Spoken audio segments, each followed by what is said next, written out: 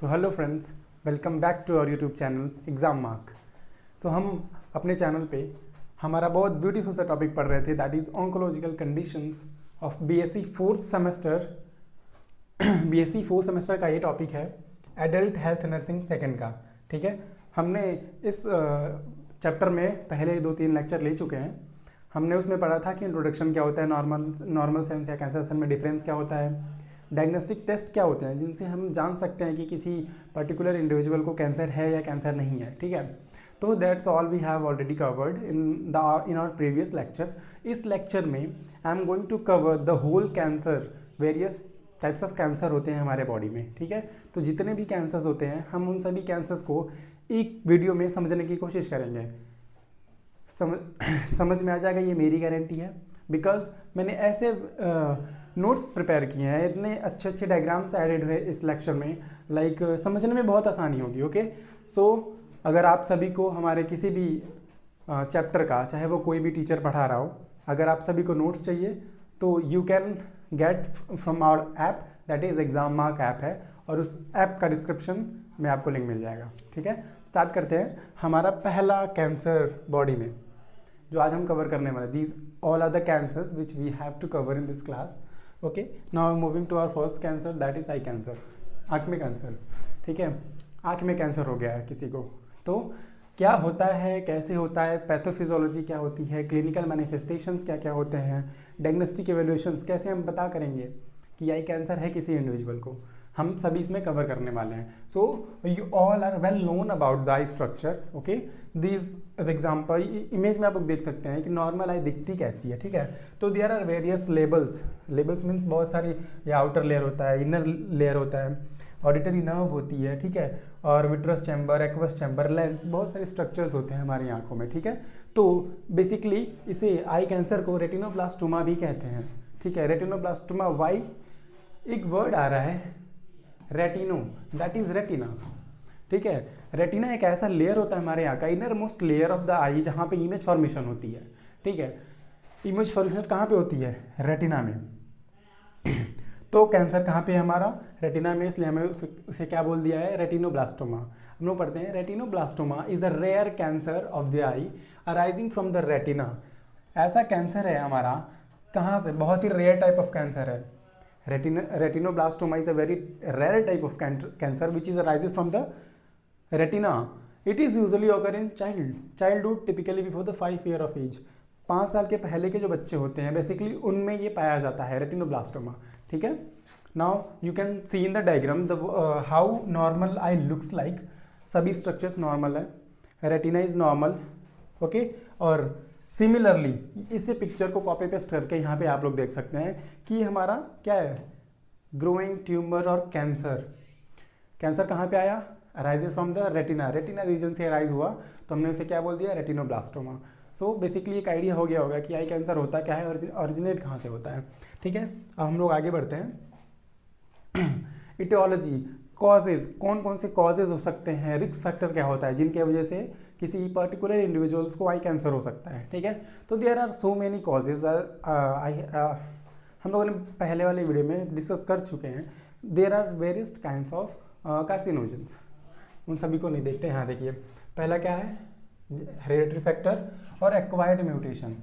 Hereditary factor कहाँ, कौन सा जीन है? RB1 जीन, यहाँ भी RB1 जीन है। इन दोनों में फ़र्क क्या है? हेरिडेटरी फैक्टर मीन्स वो किसमें म्यूटेशन हुआ है? हमारा म्यूटेशन RB1 जीन में हुआ है, और वो कहाँ से आया है? It is inherited from the parents to offspring.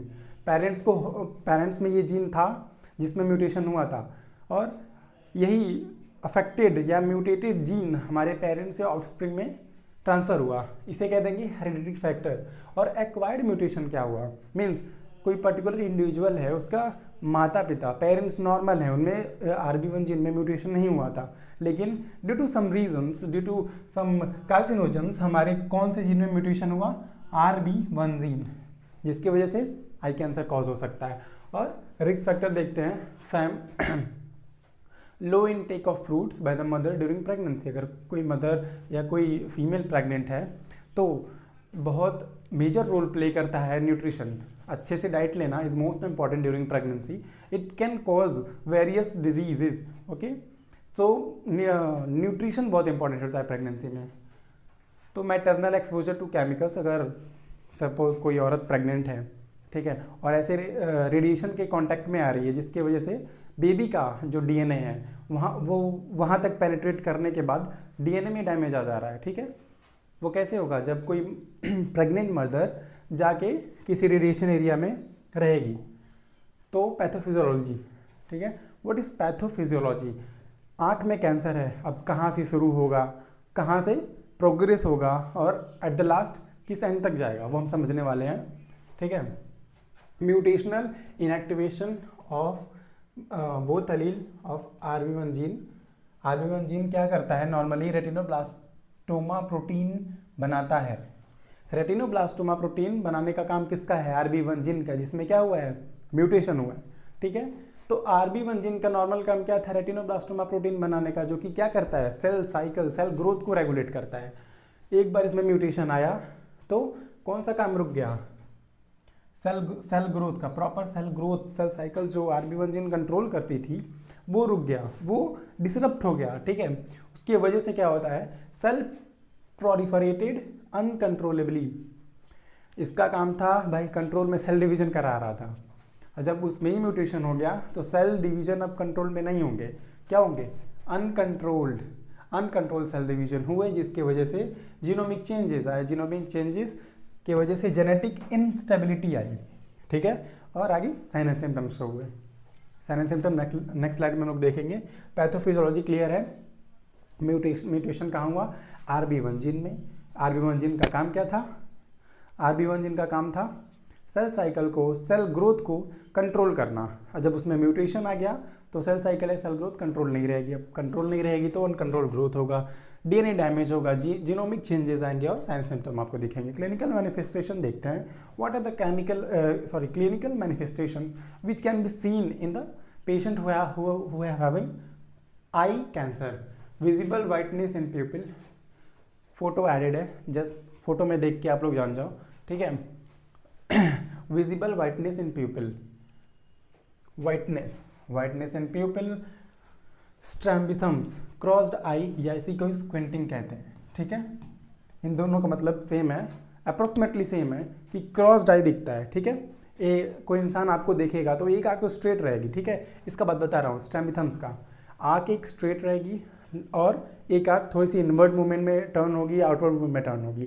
Means आपको लगेगा कि वो इंसान आपको देख नहीं रहा है, लेकिन एक्चुअली वो आप ही को देख रहा है. ऐसे बहुत सारे कंडीशंस के पर्सन्स मिल जाते हैं, आप सभी ने कभी ना कभी नोटिस किया होगा. तो दैट इज स्ट्रैम्बिथम्स. ठीक है, स्क्विंटिंग क्या होता है कि जो दोनों आँखें होती हैं वो सिमेट्रिकल लुक, एक सिमेट्रिकल रहेगी और एक इधर रहेगी, थोड़ा सा कॉर्नर में टिल्टेड रहेगी या आउटवर्ड डायरेक्शन में. ठीक है, ये होता है स्क्विंटिंग. उसके बाद रिड्यूस्ड विजुअल एक्यूटी. अब आँख में कैंसर है तो भाई दिखने में दिक्कत तो आएगी ही. ठीक है, sign and symptom of sign of eye infection. Eye infection बहुत प्रोमिनेंट हो जाएगा, बहुत रियकरेंट हो जाएगा, बहुत जल्दी इन्फेक्शन के चांसेस बढ़ जाएंगे. क्यों? क्योंकि ऑलरेडी हमारी आई अफेक्टेड हुई है. Change in iris colour, iris का colour that is black colour, brown colour, it depends upon the population. तो जो नॉर्मल कलर रहेगा, I mean to say that कि जो पर्टिकुलर स्पेसिफिक कलर रहता है आइरिस का, वो अगर आई कैंसर से सफ़र कर रहा है कोई इंडिविजुअल तो वो चेंज हो जाएगा. लास्ट में redness, soreness and swelling in eyelids. Eyelids में स्वेलिंग आ जाएगी, डिफॉर्मिटीज़ आ जाएंगी, हॉर्डियोलम कहते हैं. ठीक है, और बहुत सारी एबनॉर्मेलिटीज़ आती हैं. ठीक है, नाउ पढ़ते हैं डायग्नोस्टिक इवेल्युएशंस. कैसे पता करेंगे कि किसी इंडिविजुअल को आँख में कैंसर है. इन्फेंट विजुअल स्क्रीनिंग, जैसा कि हम लोगों ने पहले स्लाइड में पढ़ा था कि ये जो आई कैंसर है, रेटिनोब्लास्टोमा, ये यूजुअली किसको अफेक्ट करता है? चिल्ड्रंस को अफेक्ट करता है. अगर चिल्ड्रंस को अफेक्ट करता है तो भाई हमें पहले से सतर्क होना पड़ेगा. हमारा सपोज अगर कोई बेबी अभी न्यूबॉर्न है, ठीक है, 4-5 साल का है, ठीक है, तो उसको हम लोग स्क्रीनिंग तो करेंगे ना भाई, कहीं इंश्योर करो बच्चों को ज़्यादा होता है तो कहीं मेरे बच्चे को तो नहीं है. तो इसके लिए क्या करना पड़ेगा? हम लोग को स्क्रीनिंग करना पड़ेगा. तो किससे करेंगे? Infant visual screening. You can see in the diagram also. ठीक है, so there are various types of test. Red flash test, Hirschberg test, MRI to assess the metastasis, stages of cancer. Red plus test आपको diagram में दिख जाएगा, और ये हिंड्सबर्ग test ये भी दिख जाएगा। एमआरआई, जो particular specific sign and symptoms हैं, डायग्नोस्टिक इवैल्यूएशंस हैं, सिमिलरली उसी वर्ड के एग्जैक्टली में आपको डायग्राम्स भी दिखेंगे, सो समझने में आसानी होगी ना। ठीक है, तो आगे बढ़ते हैं। डायग्नोस्टिक इवैल्यूएशंस हो गया हमारा, मैनेजमेंट। ठीक है, आई कैंसर हो गया मुझे आई कैंसर, बच्चे को आई कैंसर हो गया, लक्षण दिख रहे हैं, अब हमें उसे ठीक कैसे करना है ये पढ़ते हैं। ठीक है, मेडिकल सर्जिकल, दवा दे के ठीक कर लें। ठीक है, दवा दे के ठीक कर लें, या उसको अगर एट लास्ट दवाओं से ठीक नहीं हो रहा है, हम लोगों ने पहले पढ़े हुए थे कि बहुत सारे मोडालिटीज़ होते हैं कैंसर्स के ट्रीटमेंट में, लाइक कीमोथेरेपी हो गया, रेडिएशन थेरेपी हो गया, इम्यूनोथेरेपी हो गया, हार्मोनल थेरेपी हो गया। ठीक है, टारगेटेड थेरेपी हो गया, ये सब मेडिकल मैनेजमेंट में आएंगे। तो इन सभी में से अगर मेडिकल मैनेजमेंट से ठीक नहीं हो रही है आई कैंसर, तो हम लोग किस पे जाएंगे? सर्जिकल में। पहले जस्ट ओवरव्यू लेते हैं, व्हाट इज़ मेडिकल मैनेजमेंट में क्या क्या है। लेज़र थेरेपी है, क्रायोथेरेपी कहते हैं, लेज़र फॉर स्मॉल ट्यूमर्स के लिए लेज़र यूज़ होते हैं। Laser means accurate specific place पे जहाँ पे कैंसर होता है आई का, वहाँ पे लेज़र के थ्रू ट्रीटमेंट किया जाता है। Cryotherapy for peripheral tumours, cryotherapy, radiotherapy, genetic counselling, RB1 gene analysis. Genetic counselling means mutation कहाँ हुआ था हमारा RB1 जीन में, तो उसका एनालिसिस करेंगे and we will try to fix out that mutation, उसको जीन थेरेपी भी कहते हैं। ठीक है, तो जेनेटिक काउंसलिंग RB1 जीन को हम लोग डायरेक्टली बोल सकते हैं जेनेटिक जीन थेरेपी।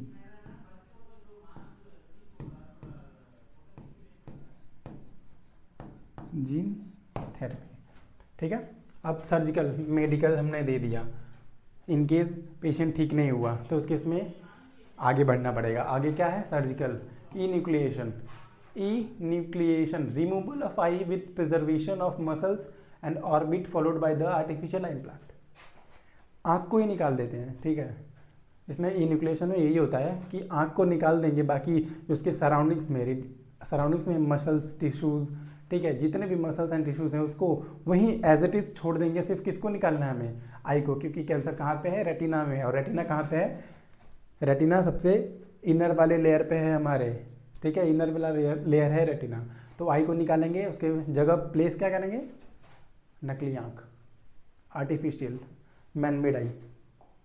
ठीक है, now what is nursing management, ये अपना फील्ड है, हमें क्या क्या करना है इसमें। तो basically pre operative and post operative में डिवाइड हुआ है। प्री ऑपरेटिव में क्या करना है? पेशेंट को प्रोसीजर एक्सप्लेन करना है, वाइटल साइन लेना है, कंसेंट इन्फॉर्म्ड कंसेंट लेना है। ऐसा नहीं है कि पेशेंट का हम लोग आँख निकालने जा रहे हैं, उसको बताया ही नहीं कि भैया आपका तो आप ऑपरेशन होने वाला है, and we are not telling that हम आपकी आँख निकालने वाले हैं। मतलब इन्फॉर्म्ड कंसेंट मीन्स यही होता है, पेशेंट को सर्जरी के बारे में बताइए, उसके सर्जरी के बाद होने वाले कॉम्प्लिकेशंस को बताइए, अगर ना करवाए तो भी बताइए कि अगर आप नहीं करवाएंगे तो ये हो जाएगा, लेकिन हमें फुल डिटेल देनी है पेशेंट्स को। उसे कहते हैं इन्फॉर्म्ड कंसेंट। प्रॉपरली इन्फॉर्म करो।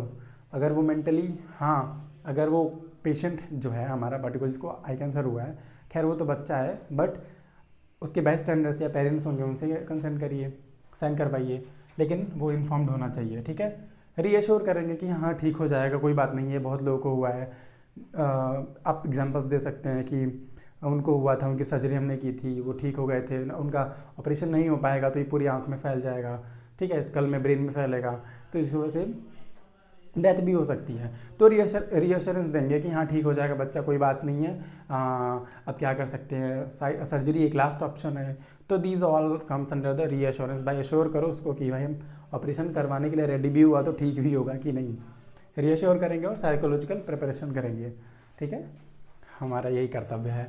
पोस्ट ऑपरेटिव में देखते हैं, पोस्ट ऑपरेटिव केयर में करेंगे ऑपरेशन होने के बाद। पहले भी क्या कर रहे थे? वाइटल साइन, बाद में भी वाइटल साइन, बाद में हाइजीन मेंटेन करने को कहेंगे, क्योंकि वो पेशेंट पोस्ट ऑपरेटिव है, ऑपरेशन के बाद है, क्योंकि ऑपरेशन के बाद पेशेंट को आई इन्फेक्शन के चांसेस बढ़ जाते हैं, तो प्रॉपर हाइजीन मेंटेन करने को कहेंगे। फ्लूइड न्यूट्रिशन आ गया ना, न्यूट्रिशन कॉजेज में हम लोगों ने पढ़ा था, अगर कोई मदर है उसके पेट में बच्चा है तो उसे न्यूट्रिशन मेंटेन करना पड़ेगा। ठीक है, nutrition, fluid intake, endocrine imbalance, antibiotic. अगर इन केस सर्जरी के बाद घाव नहीं भरा, हील नहीं हुआ, तो may be pus formation. I am talking about the complicated case. क्या हो सकता है, अगर हमने आर्टिफिशियल आई इम्प्लांट किया हुआ है तो हो सकता है वो एक्सेप्टेबल ना हो, पस फॉर्मेशन डिस्चार्ज होने लगे, तो उसके लिए बैक्टीरियल ग्रोथ हो, एंटीबायोटिक देंगे उसके लिए, ठीक है। फिर प्रोस्थेसिस के बारे में इन्फॉर्म करेंगे अगर है तो। Now we have completed one eye cancer. अब पढ़ते हैं ear cancer. What is ear cancer? कान का, क्या कान का? कान का कैंसर, ठीक है। तो ईयर कैंसर, हमें पता है हमारा ईयर बहुत सारे पार्ट्स में डिवाइडेड है, नॉट बहुत सारा, we can say that our ear is divided into 3 parts, outer, middle and inner. तो कैंसर कहीं भी हो सकता है ईयर में, we are talking collectively, but हमारा ईयर जो है 3 पार्ट्स में डिवाइडेड होता है।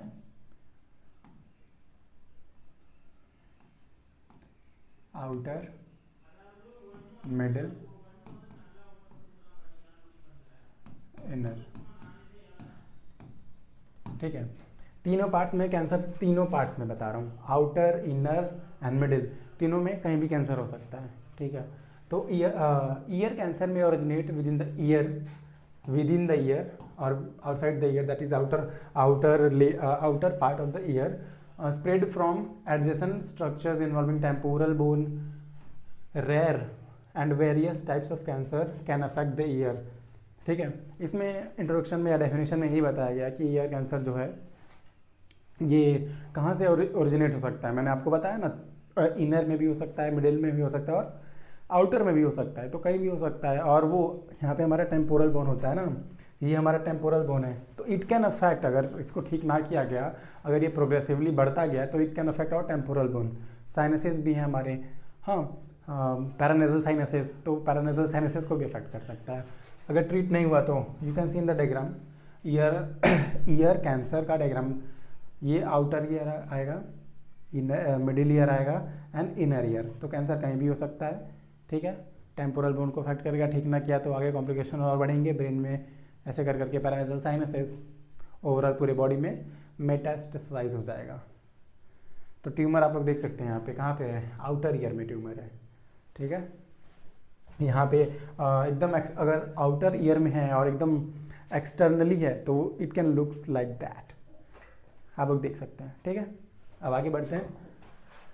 इटियोलॉजी, कॉजेज क्या क्या हैं, ठीक है। Basal cell carcinoma based upon epidermal cells, squamous cells, ये सारे कॉजेज हैं, ठीक है। मेलेनोमा, मेलेनोसाइट्स इन्वॉल्वमेंट, अगर मेलेनोसाइट्स से रिलेटेड कोई कैंसर होता है, मीन कम प्रोडक्शन हो रहा है, ज़्यादा प्रोडक्शन हो रहा है, क्योंकि बैलेंस में कुछ भी बॉडी में आपके कुछ भी चीज़ हो, it should be in the balance. अगर बैलेंस बिगड़ा तो हाइपर हाइपो कुछ भी हुआ तो कॉम्प्लिकेशंस या प्रॉब्लम्स आ सकती हैं। तो we are here discussing about the aetiology, basal cell carcinoma, squamous cell carcinoma, squamous epidermal cells, outer covering, outer cartilage common, melanoma, adenocystic carcinoma, parotid gland malignancy, ठीक है। ये पैरोटिड ग्लैंड में अगर कैंसर होता है, अगर ईयर में cancer हुआ है और spread to the parotid gland and fair skin, risk factors में आएगा, ज़्यादा स्किन फेयर है आप, ठीक है। अगर स्किन फेयर है और सन से एक्सपोज होते जा रहे हैं, सनस्क्रीन का यूज़ नहीं कर रहे हैं, तो वो सन में जाने का क्या डिसएडवांटेज है, यूवी रेज जो होती हैं वो अफेक्ट करती हैं डायरेक्टली ऑन द स्किन्स। और ओल्डर एज और रिकरेंट इन्फेक्शन होते होते it can be converted into the cancer. Now we are going to discuss about the clinical manifestations. मैंने अभी बताया आप सभी को कि ईयर में कैंसर आउटर ईयर में होगा, मिडिल ईयर में होगा एंड इनर ईयर में होगा। तो वन बाय वन करके हम लोग सभी समझते हैं। Outer ear, middle ear canal में, that is also comes in middle ear and inner ear. Outer ear है तो स्केली पैचेस, देखिए स्केली पैचेस, वाइट लम्प्स बन जाएंगे, ब्लीडिंग अल्सर्स, ठीक है, अल्सर्स होंगे जो कि ब्लीड करेंगे। और उसके बाद मिडिल ईयर में देखेंगे, मिडिल ईयर से ब्लडी डिस्चार्ज हो सकता है, hearing loss, it can be partial और complete hearing loss, it can be partial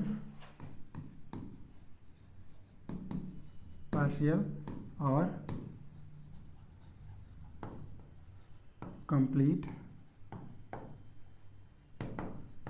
hearing loss, दोनों में से कुछ भी हो सकता है, पार्शियल भी हो सकता है एंड कंप्लीट भी हो सकता है depending on the severity. Ear pain होगा, इसको ऑस्टैल्जिया बोलते हैं, ईयर पेन को मेडिकल टर्म में ऑस्टैल्जिया बोलते हैं। ईयर कैनाल, लंप बनना, हियरिंग लॉस, डिस्चार्ज, अगर कोई अबनॉर्मल डिस्चार्ज आता है, ठीक है। इनर ईयर में बैलेंस में प्रॉब्लम आएगी, टिनाइटस, डिजीनेस, ये सब इसके सिम्टम्स हो गए। ईयर पेन, ऑस्टैल्जिया, इसको ऑस्टैल्जिया भी कहते हैं, ठीक है। Dizziness, hearing loss, tinnitus and headache is a normal sign and symptoms. आगे बढ़ते हैं, diagnostic evaluation, history collection and physical examination. परंपरा को निभाते हुए आप लोगों को कोई भी बीमारी होगी तो नर्सिंग में history collection and physical examination is the first step.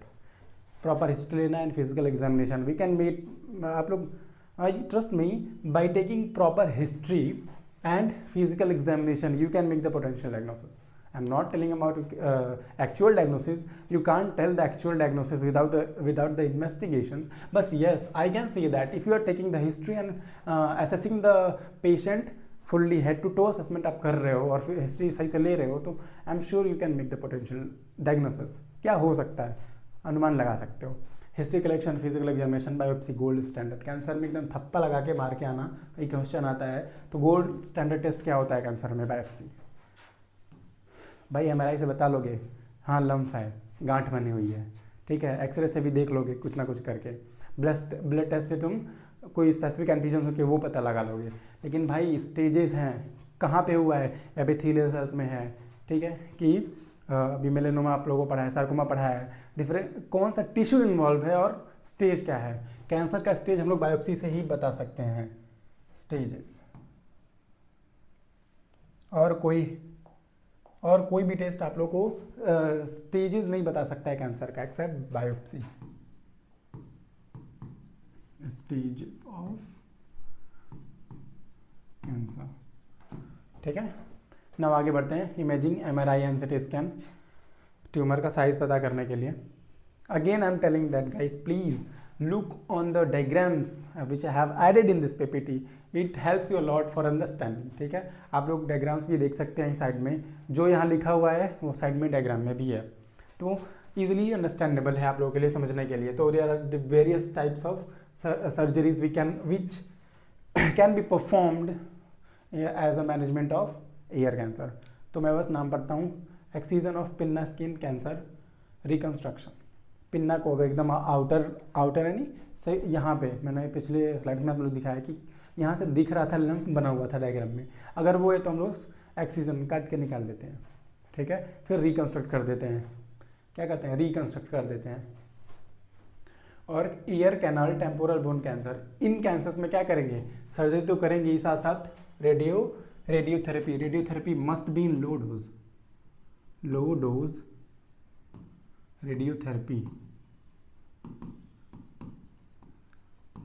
Low dose radiotherapy. उसके बाद टाइप्स ऑफ सर्जरी होता है, sleeve surgery, lateral temporal bone resection, radial resection. Sleeve resection क्या होता है, इसमें प्रिजर्व्ड हियरिंग सही सलामत रहती है।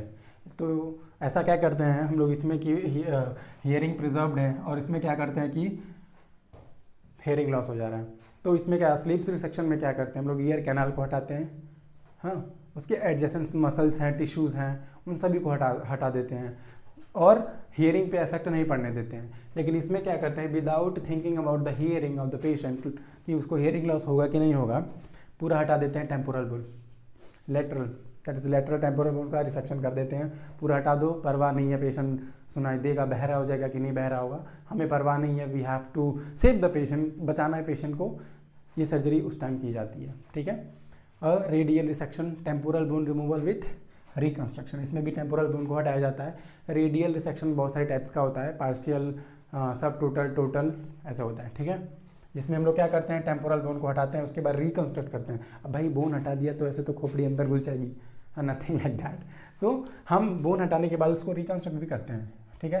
Radiotherapy, again I have told you earlier that it is should be given in the low dose post operative, operation के बाद, पेशेंट के को ऑपरेट करने के बाद भी हम लोग रेडियोथेरेपी दे रहे हैं। क्यों, जस्ट कमेंट में बताइए आप लोग कि क्यों हम लोग, भाई कैंसर था, हमने सर्जरी किया, कैंसर खत्म हो गया, फिर क्यों उसको रेडियोथेरेपी पे डाल रहे हैं, कमेंट में बताइए आप लोग। नर्सिंग मैनेजमेंट, ऑपरेशन हुआ, बहुत दर्द हुआ, बहुत खून बहा, बहुत थक गया, बेड रेस्ट करो भाई तुम, ठीक है।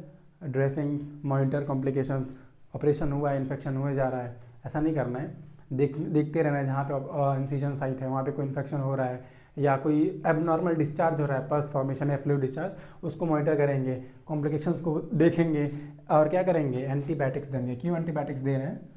बैक्टीरियल ग्रोथ, इन्फेक्शन सिर्फ बैक्टीरिया से ही हो सकता है, ठीक है, तो एंटीबायोटिक देंगे। मॉनिटर करेंगे vital signs regularly. Nose cancer, we have covered the eye and ear cancer, now we are going with nose cancer, ठीक है। नोज कैंसर क्या होता है? Nasopharyngeal cancer. ये कब होता है? ये नेजोफेरेंक्स बिकम मैलिग्नेंट। ये फेरिंक्स का रीजन है, नेजोफेरेंक्स, ओरोफेरेंक्स, लारिंगोफेरेंक्स। तो अभी हम कौन सा कैंसर पढ़ रहे हैं? जो कैंसर कहाँ पे होगा? नेजोफेरेंक्स में। It originates in the nasal cavity. Diagram में, again I am telling, diagram में, अगर यहाँ से आप लोगों को पढ़ के नहीं समझ में आ रहा है, मैंने बोला हो सकता है ना समझ में आए, भाई डायग्राम देख लो तुम लोग। डायग्राम से पूरा क्लियर है कि कैंसर कहाँ पे हुआ है? नेसल कैविटी में, मैलिग्नेंट ट्यूमर इन नेजोफेरेंक्स, ठीक है। और यहाँ आप लोग को इसमें भी सेम, यहाँ सेम डायग्राम में वही इंडिकेट किया गया कि कहाँ पे कैंसर हुआ है, नेजल कैविटी, ये है हमारी नेजल कैविटी, और ट्यूमर अंदर, उस ट्यूमर का ग्रोथ हो रहा है। और अगर ये ठीक ना किया गया, आगे बढ़ता गया, तो कहाँ पे हो सकता है? पैरानेजल साइनसेस में भी हो सकता है। स्टेजेस देखेंगे, 0, 1, 2, 3, 4, 4 स्टेजेस होते हैं, हाँ 5 स्टेजेस, सॉरी 5 स्टेजेस होते हैं। 0 में क्या होगा? नो डीप इन्वेजन, बस हल्का सा मांस बंधा रहेगा, मांस रहेगा लेकिन टिश्यू डीप इन्वेजन नहीं होगा। स्टेज 1 में क्या होगा? Tumour limited to the one part, एक ही पार्ट में ट्यूमर रहेगा। No metastasis, just mind it, metastasis नहीं हो रहा है up to the 3rd stage. No metastasis, no metastasis, यहाँ भी नहीं हुआ, यहाँ भी नहीं हुआ, यहाँ भी नहीं हुआ, होगा यहीं 4th स्टेज पे। तो वो 1 बाय 1 देखते हैं। 0 स्टेज में क्या था? कन्फाइंड सरफेस एपिथेलियम, मतलब आउटर या सुपरफिशियल लेयर पे हमारा एबनॉर्मल मास था। स्टेज 1 में क्या हुआ? अभी वो लिमिटेड है स्पेसिफिक एरिया में, लेकिन क्या हुआ? यहाँ पे बोन इन्वॉल्वमेंट हो भी सकता है, नहीं भी हो सकता है, ठीक है। और stage 2, tumour extend to other nasal part.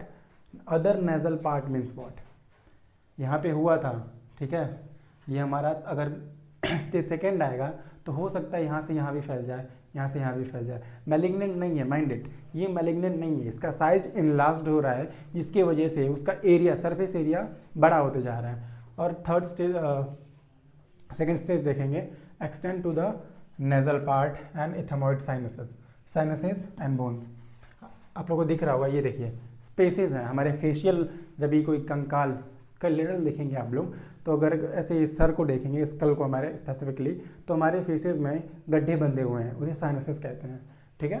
तो उसमें भी जा सकता है, किसमें? स्टेज 4th में। 4 साइनसेस होते हैं टोटल, 4 स्कल में हमारे 4 साइनसेस होते हैं। Let me know in the comment section. तो 3rd स्टेज क्या था? Tumour invade eye socket. Nose में तो था ही हमारे, नेजोफेरेंक्स में होते होते कहाँ पे एक्सटेंड हो गया? आई सॉकेट में। सो वी कैन से कि अगर भाई किसी को नेजोफेरेंक्स का कैंसर है तो आई कैंसर भी हो सकता है, ठीक है। Now last stage, extensive local invasion, large multiple nodes, इसमें नोड्स भी इन्वॉल्व हो जाएगा और मेटास्टेसिस होगा। नाउ इटियोलॉजी, कैंसर क्या क्या, कैंसर अगर हो रहा है नेजोफेरेंक्स कैंसर, तो कॉजेज क्या क्या होंगे? तो पहला क्या है? केमिकल डस्ट, बहुत सपोज अगर कोई इंडिविजुअल काम कर रहा है किसी फैक्ट्री में, ठीक है, पेट्रोलियम हो गया, कोई किसी डस्ट एरिया में काम कर रहा है, तो बहुत लंबे प्रोलॉन्ग टाइम तक, अगर स्पेशली आप लोग नेजोफेरेंक्स का पेशेंट देखेंगे, जो पेशेंट पेंट करते हैं, ठीक है, जो लोग पेंट करते हैं उसमें स्पेसिफिक केमिकल रिलीज आउट होता है पेंट से। तो अगर प्रोलॉन्ग टाइम तक, मैं नहीं कह रहा हूँ 1 साल 2 साल में 3 साल में, लेकिन कोई बहुत दिनों से पेंटिंग करते आ रहा है, तो उसको बहुत ज़्यादा चांसेस है क्या होने के? नोज कैंसर होने का बहुत ज़्यादा चांसेस होता है, क्योंकि पेंट से एक ऐसा केमिकल रिलीज होता है जो कि बार बार इनहेल करने से म्यूटेशन कॉज कर सकता है, डीएनए लेवल तक चेंज ला सकता है। तो और बाकी सब कॉजेज क्या है भाई? धुआं मत उड़ाओ, दैट इज स्मोकिंग मत करो, chemical exposure major, that is chemical exposure, मैं बता रहा था पेंट में होता है, ठीक है। कॉन्टैक्ट विथ वुड डस्ट, कोई भी डस्ट हो, नॉट वुड डस्ट, कोई भी डस्ट हो प्रोलॉन्ग समय तक कॉन्टैक्ट में रहेंगे तो it can cause cancer. HIV infection हुआ, thorium dioxide exposure, it is also chemical only. Pathophysiology देखेंगे, chronic exposure to the chemicals, smoke या डस्ट, किसी के कॉन्टैक्ट में आए, नेजल म्यूकोजा, जो म्यूकोजल लाइनिंग होता है नाक में, म्यूकोजल लाइनिंग होता है, उसमें क्या आया, डैमेज आया, इरिटेशन हुआ, ठीक है, म्यूकोजल लाइनिंग में इरिटेशन होने की वजह से, प्रोलॉन्ग इरिटेशन रहने की वजह से चेंज आया तो ऑब्स्ट्रक्शन आया, पॉलिप्स बना, ट्यूमर बना, एडिमा, ऐसे ऐसे कर करके कैंसर, मेटास्टेसिस, ठीक है। Clinical manifestation, painless lymph, seen the diagram, painless lymph, ऐसे लम्फ बनेंगे जो कि पेनलेस होंगे, हम पेन को फील नहीं कर पाएंगे, ऐसे लम्फ बनेंगे, ठीक है। Frequent nose bleed obstruction, blood stain phlegm, मतलब sputum with blood, sputum with blood, ठीक है। हियरिंग प्रॉब्लम आ सकती है, ठीक है। नोज़ में बताया ना, nose can also affect the ear, अंदर ही अंदर वो ईयर को भी अफेक्ट कर सकता है, तो हियरिंग प्रॉब्लम। अब ब्रीदिंग में डिफिकल्टी, ऑब्वियस सी बात है, हमारा एयरवे ऑब्स्ट्रक्ट हो रहा है, एयरवे में ऑब्स्ट्रक्शन आ रहा है तो ब्रीदिंग डिफिकल्टी होगा, स्पीकिंग में भी दिक्कत होगा, स्वेलिंग, कुछ निगलने में दिक्कत होगा, ear a can discharge also can take place. History collection बराबर का निभाते हुए हम लोगों ने पहले क्या किया, हिस्ट्री किया, फिर फिजिकल एग्जामिनेशन किया, ठीक है, फिर नेजोस्कोपी, बायोप्सी गोल्ड स्टैंडर्ड, ठीक है, लैरिंगोस्कोपी किया, MRI CT स्कैन किया, ठीक है। उसके बाद देखते हैं लास्ट में कॉम्प्लिकेशंस क्या आते हैं। कॉम्प्लिकेशन ज़्यादा से ज़्यादा क्या हो सकता है, ठीक है, नाक में कैंसर हुआ है, ट्रीट ना कर पाएँ तो वो मेटास्टेसिस में कन्वर्ट हो सकता है, यानी मेटास्टेसिस ये होता है कि property to move from one body part to another body part,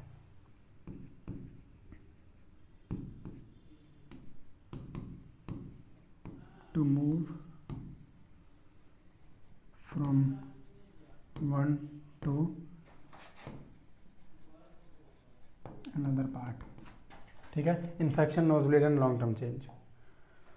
medical management में क्या हो सकता है, रेडियोथेरेपी, कीमोथेरेपी दे सकते हैं मेडिकल में, सर्जिकल में ओपन सर्जरी कर सकते हैं हम लोग, जो ट्यूमर है उसको रिमूव कर सकते हैं, और एडजेसेंट स्ट्रक्चर्स को भी, लाइक अगर नाइजोफेरिंक्स में कैंसर हुआ है तो हम लोग ट्यूमर को तो सर्जरी के थ्रू, ओपन सर्जरी के थ्रू रिमूव कर ही रहे हैं, अगर एडजेसेंट टिश्यूज एंड मसल्स भी अफेक्टेड हुए हैं तो हम लोग उसको भी रिमूव करेंगे ओपन सर्जरी में, ठीक है। Local incision means cancer cell को रिमूव करना, मैग्जिलेक्टोमी, मैग्जिलेक्टोमी मीन्स व्हाट, नाइजोफेरिंक्स है ना अंदर, नाइजोफेरिंक्स में अगर कैंसर हुआ है तो it can also can affect the maxilla bone, अगर मैग्जिला बोन अफेक्ट हुआ तो हम लोग को मैग्जिला बोन को निकालना पड़ेगा, पार्शियल हो सकता है, फुल हो सकता है, ठीक है। It depends upon the severity, कितना अफेक्ट हुआ है, इसके बेसिस पे हम लोग निकालेंगे मैग्जिला बोन को। Nursing management, monitor, maintain, oxygen देंगे, एडमिनिस्टर करेंगे, हेल्थ एजुकेशन देंगे, हाइजीन मेंटेन करने को कहेंगे, ठीक है, वाइटल साइंस लेंगे, ये सब। लैरेंजियल कैंसर, ठीक है, laryngeal cancer disorder in which malignant cancer cell from in tissues of larynx, larynx में होने वाले कैंसर को लैरेंजियल कैंसर कहते हैं, ठीक है। Most cancer can begin in glottis, ये बहुत सारे पार्ट्स होते हैं, ठीक है, supra glottis, glottis and sub glottis, तो मोस्ट कैंसर कहाँ पे बिगिन होते हैं, इस रीजन में, ये रीजन जो हमारा है, ये रीजन क्या कहलाता है, ग्लॉटिस, GLOTTIS, ग्लॉटिस। इस रीजन में अगर लैरेंजियल कैंसर है तो यह तो तीन सब पार्ट्स में डिवाइड हुआ है, supra glottis, glottis and sub glottis, तो मेजर चांसेस कहाँ पे होने के ग्लॉटिस रीजन में, तो squamous cell carcinoma develop in the inner ear की जो लाइनिंग होती है उसमें डेवलप होने वाले कैंसर को हम लोग कहते हैं स्क्वामस सेल कार्सिनोमा, ठीक है। एक बार आप लोग देख लीजिए, ये लैरिंग्स है, नॉर्मल लैरिंग्स है, हेल्दी लैरिंग्स है, और ये कैंसर ग्रोथ होने लगा है लैरिंग्स में, और स्पेशली कहाँ पे होता है, ग्लॉटिस रीजन में। 3 बातें ध्यान देने की जरूरत है। लैरेंजियल कैंसर है तो सुनने में आया कि हाँ भाई किसी को लैरेंजियल कैंसर है, ठीक है, कहाँ हुआ है, सुप्रा ग्लॉटिस में कि सब ग्लॉटिस में, हाँ बहुत मोस्ट कॉमन होता है ग्लॉटिस, तो मे भी उनको वहीं हुआ हो, हाँ देखो भाई यहीं हुआ है ग्लॉटिस रीजन में ही, ठीक है। नॉर्मल कैसा दिखता है, कैंसरस अफेक्टेड है फिर कैसा दिखेगा, ठीक है। आगे बढ़ते हैं। लेरेंजियल कैंसर स्टेजेस, इसमें भी स्टेजेस आते हैं 0, 1, 2, 3, 4।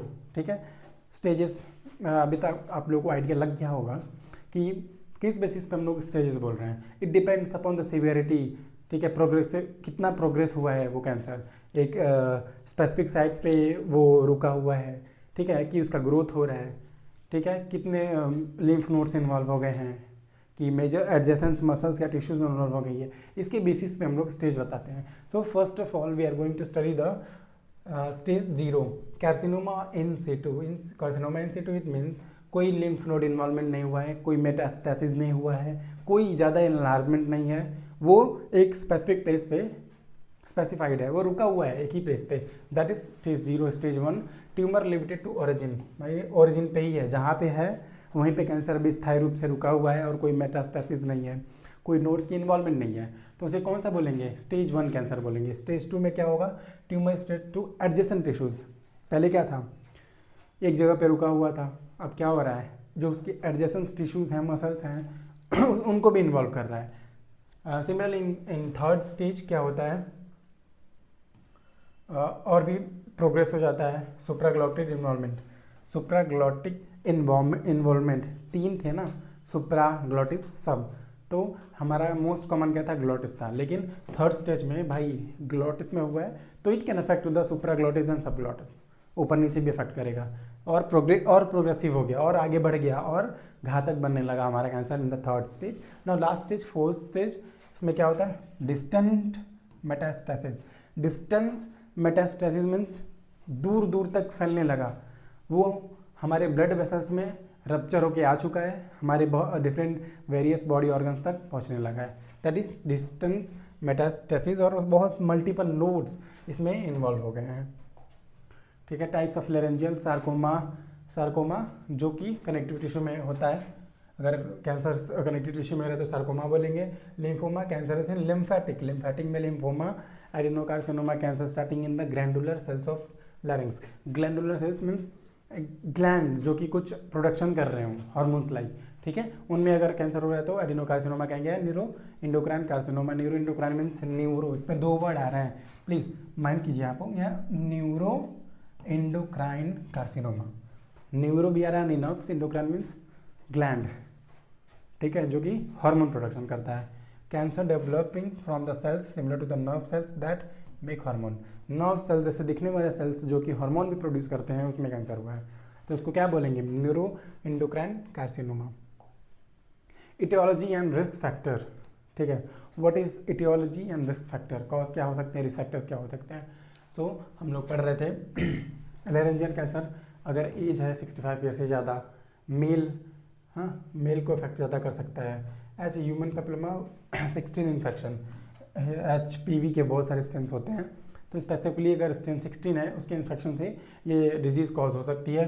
जेनेटिक फैक्टर है, अगर कोई डस्ट में बहुत पहले से एक्सपोज्ड है, ठीक है, जो फैक्टर्स नेजोफेरिंग्स को, सॉरी नोज कैंसर को, इसके पहले नेजोफेरिंग्स कैंसर अगर वो अफेक्ट कर रहे हैं तो जेनेटिक फैक्टर्स को, exposure to dust, paint fumes, paint fumes जितने भी प्रोलॉन्ग समय तक इनहेल करते करते, तो it have to ultimately go through the larynx ना, तो अगर नेजोफेरिंग्स की जो कॉजेज होते हैं वो इसके भी कॉज हो सकते हैं। अगर प्रोलॉन्ग केमिकल फ्यूम्स हम लोग इनहेल कर रहे हैं, केमिकल्स, वुड डस्ट इनहेल कर रहे हैं, ऐसा ऑक्यूपेशनल डस्ट है उसको इनहेल करते जा रहे हैं जो कि प्रोलॉन्ग टाइम तक हम लोग करते जा रहे हैं, ठीक है, उससे हो सकता है। Poor nutrition, heavy drinking, alcohol,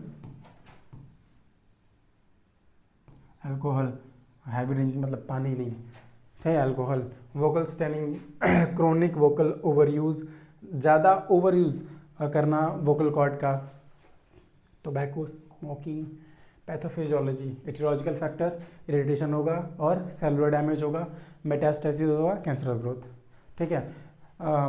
मैं आप लोगों को बता दूं, मैंने इसके पहले भी बताया था, पैथोफिजियोलॉजी सेम होती है, कैंसर का काम सेम है, चाहे वो आपके कान में हो रहा है, आई में हो रहा है, ठीक है, कहीं भी हो रहा है, पैर में, हाथ में, या कैंसर कहीं भी हो रहा है, तो इसका पैथोफिजियोलॉजी सेम है, दैट इज़ काम सेम करता है भाई। अल्टीमेटली क्या करेगा, वहाँ पे जाएगा, बढ़ेगा, अगर ट्रीट ना किया गया तो मेटास्टेसिस होगा उसमें, तो काम तो सेम कर रहा है ना। अब it depends upon the specific organ.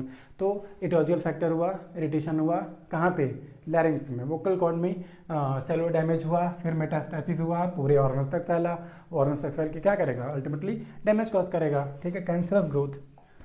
No clinical manifestation हम लोग बोल किससे रहे हैं, वोकल कॉर्ड से। हॉर्सनेस आएगा, ठीक है, वॉइस हॉर्सनेस होगा, परसिस्टेंट शोर होगा, डिफिकल्टी इन स्वेलिंग, कुछ निगलने में दिक्कत होगी, ठीक है, एंड परसिस्टेंट बैड ब्रीथ।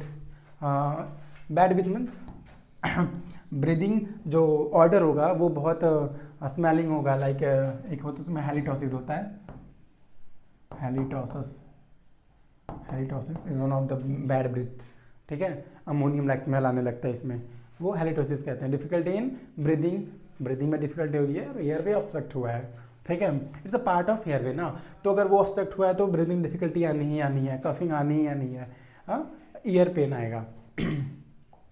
उसके बाद डायग्नोस्टिक एवोल्यूशन, परंपरा को निभाते हुए हिस्ट्री लेंगे, परंपरा को निभाते हुए हिस्ट्री लेंगे, ठीक है, फिजिकल एग्जामिनेशन करेंगे, लैरेंजियल मिरर एग्जाम करेंगे, लैरिंग्स को हम लोग एग्जामिन करेंगे with the help of mirror, with the help of lens, ठीक है। उसके बाद क्या है, laryngoscope and biopsy, gold standard भाई, गोल्ड स्टैंडर्ड। जहाँ बायोप्सी देखो कैंसर में ठोक दो, टप्पा लगा दो भाई, यही आंसर है। किसी ने पूछा है कि गोल्ड स्टैंडर्ड में क्या, कैंसर में गोल्ड स्टैंडर्ड डायग्नोस्टिक टेस्ट क्या होता है, तो होता है हमारा बायोप्सी। कहीं भी दिख जाए बायोप्सी भाई गोल्ड स्टैंडर्ड है भाई, अपना बायोप्सी कहीं भी दिख जाए इसको अपनाओ, biopsy gold standard test to know the stages, कहाँ पे हुआ ये सब बताने के लिए। लैरिंगोस्कोपी, लैरिंगोस्कोप एक फ्लेक्सिबल लॉन्ग ट्यूब होता है, हाँ, एंड में कैमरा और लाइट दोनों लगा होता है, ऐसे इंसर्ट करके एग्जामिन करेंगे, डायरेक्ट विजुअलाइजेशन होता है इससे, ठीक है, डायरेक्ट विजुअलाइज करेंगे। इसका एक एडवांटेज होता है लैरिंगोस्कोप यूज़ करने का, ठीक है। ये तो डायग्नोस्टिक तो है ही है, साथ में थेरेपेटिक भी है, ट्रीटमेंट भी हो सकता है इससे। सिमिलरली इसमें भी लैरिंगोस्कोप का ही इस्तेमाल किया जा रहा है, इसमें पेनिंडोस्कोपी में, इसमें भी लैरिंगोस्कोप का इस्तेमाल किया जा रहा है, ठीक है। सीटी करेंगे, ब्लड टेस्ट करेंगे, सीटी करेंगे, ठीक है। इसमें से आप लोग नोटिस करेंगे कुछ टेस्ट तो एकदम नॉर्मल है भाई, history collection, blood test, imaging test, CT, tumour, MRI, ठीक है, ये सब तो नॉर्मल होते हैं, कॉमन होते हैं। स्पेसिफिक क्या है हमारा, कोई ये लैरेंजियल मिरर है, लैरिंगोस्कोप है, बायोप्सी भी है, बहुत कॉमन इन ऑल कैंसर, ठीक है, common in all cancer. Management, medical में क्या होगा, रेडियोथेरेपी, कीमोथेरेपी, रिकंस्ट्रक्टिव सर्जरी, ठीक है, हार्मोनल थेरेपी दे सकते हैं, टारगेटेड थेरेपी दे सकते हैं, जीन थेरेपी दे सकते हैं, ठीक है, इम्यूनोथेरेपी दे सकते हैं। These all therapies which we have already discussed in our previous lecture. जितने भी ट्रीटमेंट मॉडलिटीज़ होती हैं हम लोगों ने इसके पहले लेक्चर में डिस्कस कर चुके हैं, ठीक है, वो सभी किस में आएंगे, मेडिकल मैनेजमेंट में आएंगे, ठीक है। Surgical management, vocal cord stripping, removal of superficial cord tissues, ठीक है। वोकल कॉर्ड स्ट्रिपिंग में क्या होता है, हम लोग वोकल कॉर्ड्स के आसपास के टिश्यूज़ को रिमूव करते हैं, ठीक है।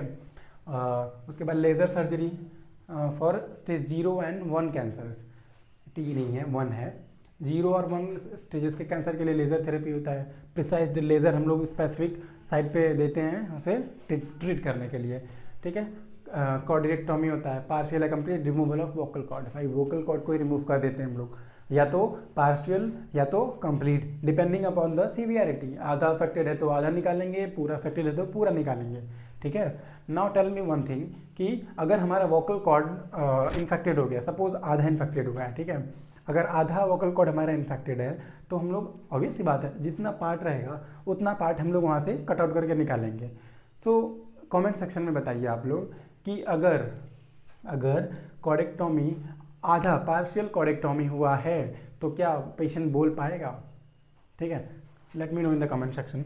लैरिंगेक्टोमी पार्शियल या टोटल रिमूव करना, radical neck dissection, removal of involvement muscles, जहाँ रेडिकल शब्द आता है ना कि radical neck dissection, it means surround में जितने भी मसल्स हैं, टिश्यूज़ हैं, सबको कट आउट करके फटक से निकालो।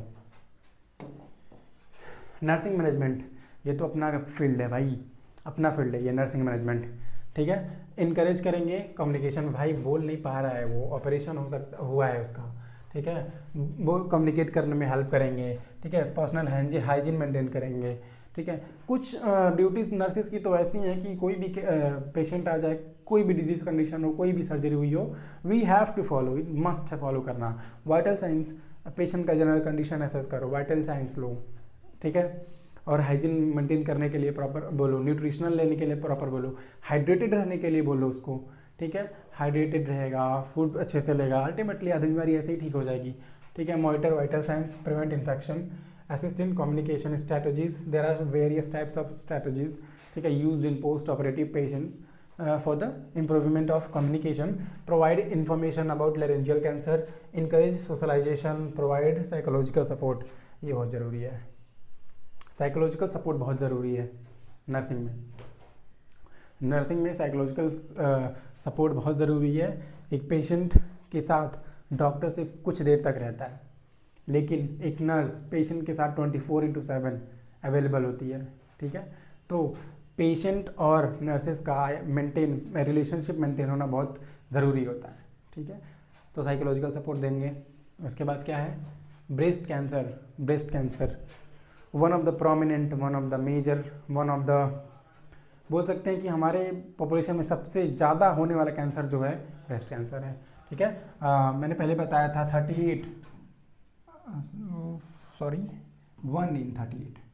1 in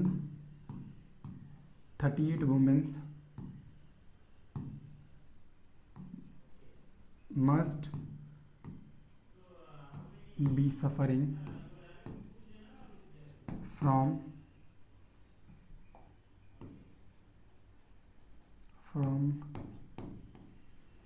ब्रेस्ट कैंसर। 38 में से कोई एक महिला, अगर एक पॉपुलेशन में देखा जाए, ऐसे काउंट करते जाओ तो 38 में से एक महिला ऐसी है जो किससे सफ़र कर रही है, ब्रेस्ट कैंसर से। What is breast cancer? Cancer starting in the breast cells, often in milk ducts या लोब्यूल्स, कहीं भी हो सकता है। ये मेमोरी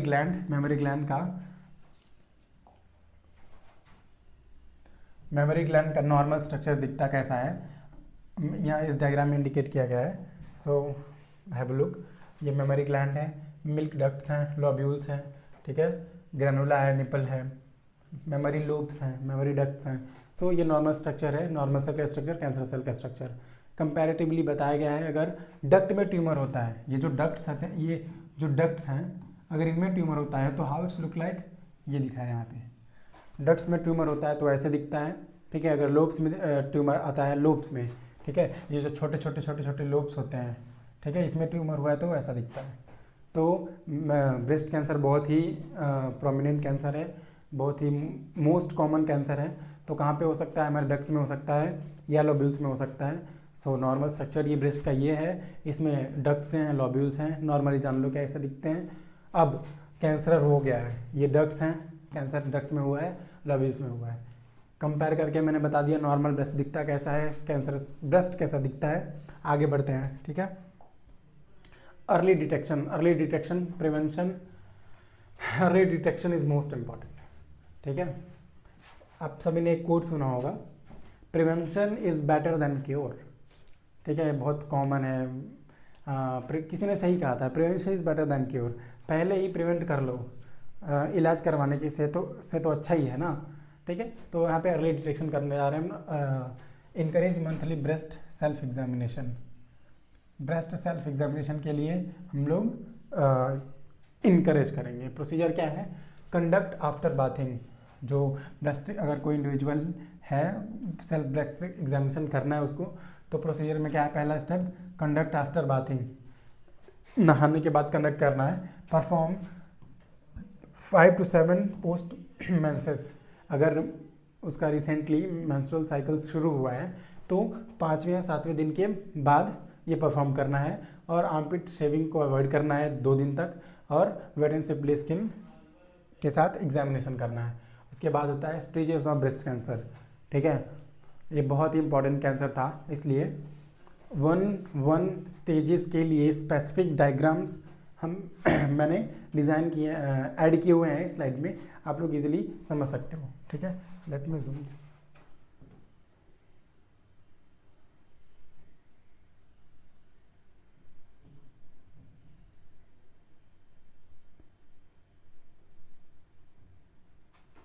ठीक है, see, 0 stage, no invasive, no metastasis, no lymph, मतलब वो अभी अभी अपने ओरिजिन प्लेस पे है, बहुत पहला स्टेज है, 0 स्टेज है। ठीक है, अभी कैंसर ग्रोथ स्टार्ट नहीं हुआ है। नो इन्वेजिव, कोई नुकसान नहीं पहुंचाने वाला है, कोई लिम्फ नोड इन्वॉल्व नहीं है, कोई मेटास्टेसिस नहीं है। इट मीन्स वो स्पेसिफिक साइट पे क्या है, सिचुएटेड है, उसका मूवमेंट नहीं हो रहा है from one body place to another body place. ठीक है, स्टेज 1 में देखते हैं जो इसका ट्यूमर का ग्रोथ क्या हो गया है। ट्यूमर का growth is less than 2 centimetres.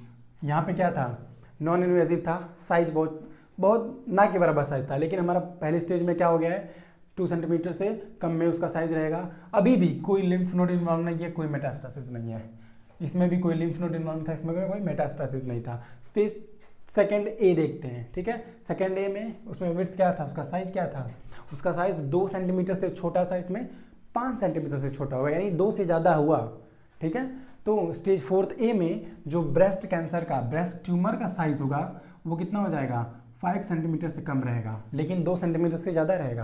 पहले स्टेज में क्या था, पहले स्टेज में 2 सेंटीमीटर से कम था, इसमें क्या हो गया, 5 सेंटीमीटर हो गया। अगेन कोई मेटास्टेसिस नहीं है, लेकिन क्या, लिम्फ नोड इन्वॉल्व हो सकता है हमारे सेकेंड ए के स्टेज में।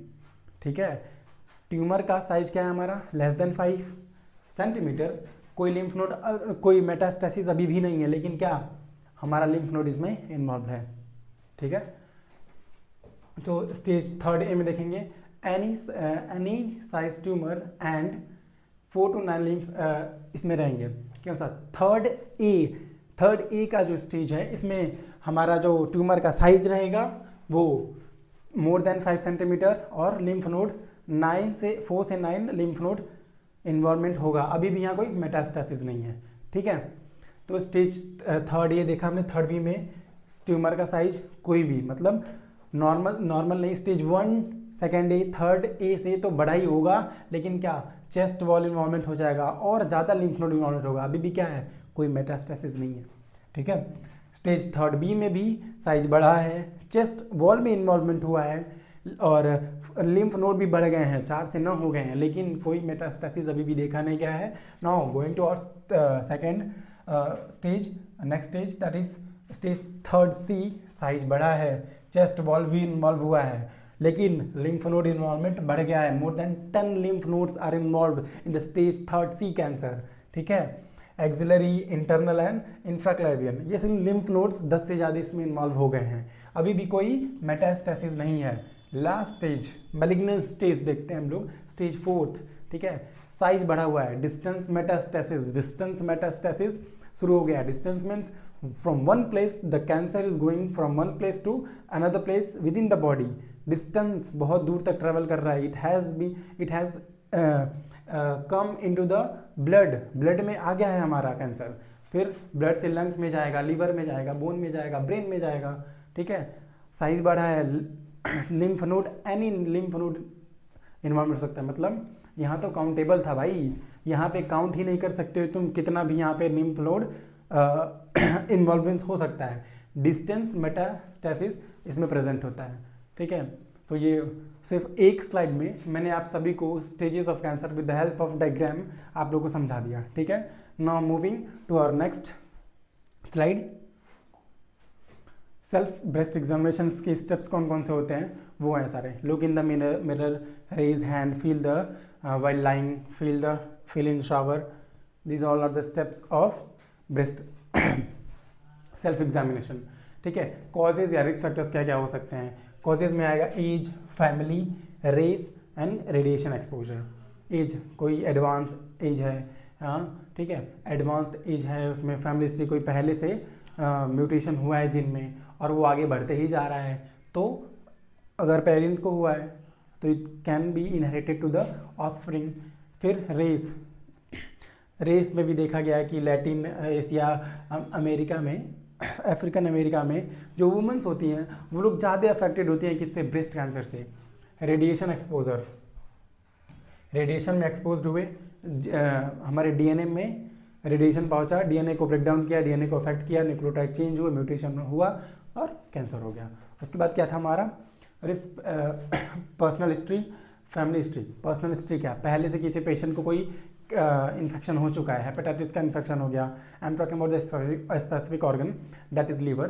पहले से कोई पेशेंट अफेक्टेड हुआ है, ठीक है, पहले से कोई पेशेंट अफेक्टेड हुआ है, उसके बाद उसको कैंसर हुआ है, ये हम लोग पूछेंगे किसी पेशेंट से आपका पर्सनल हिस्ट्री क्या है, आपको पहले भी कोई बीमारी हो चुकी है।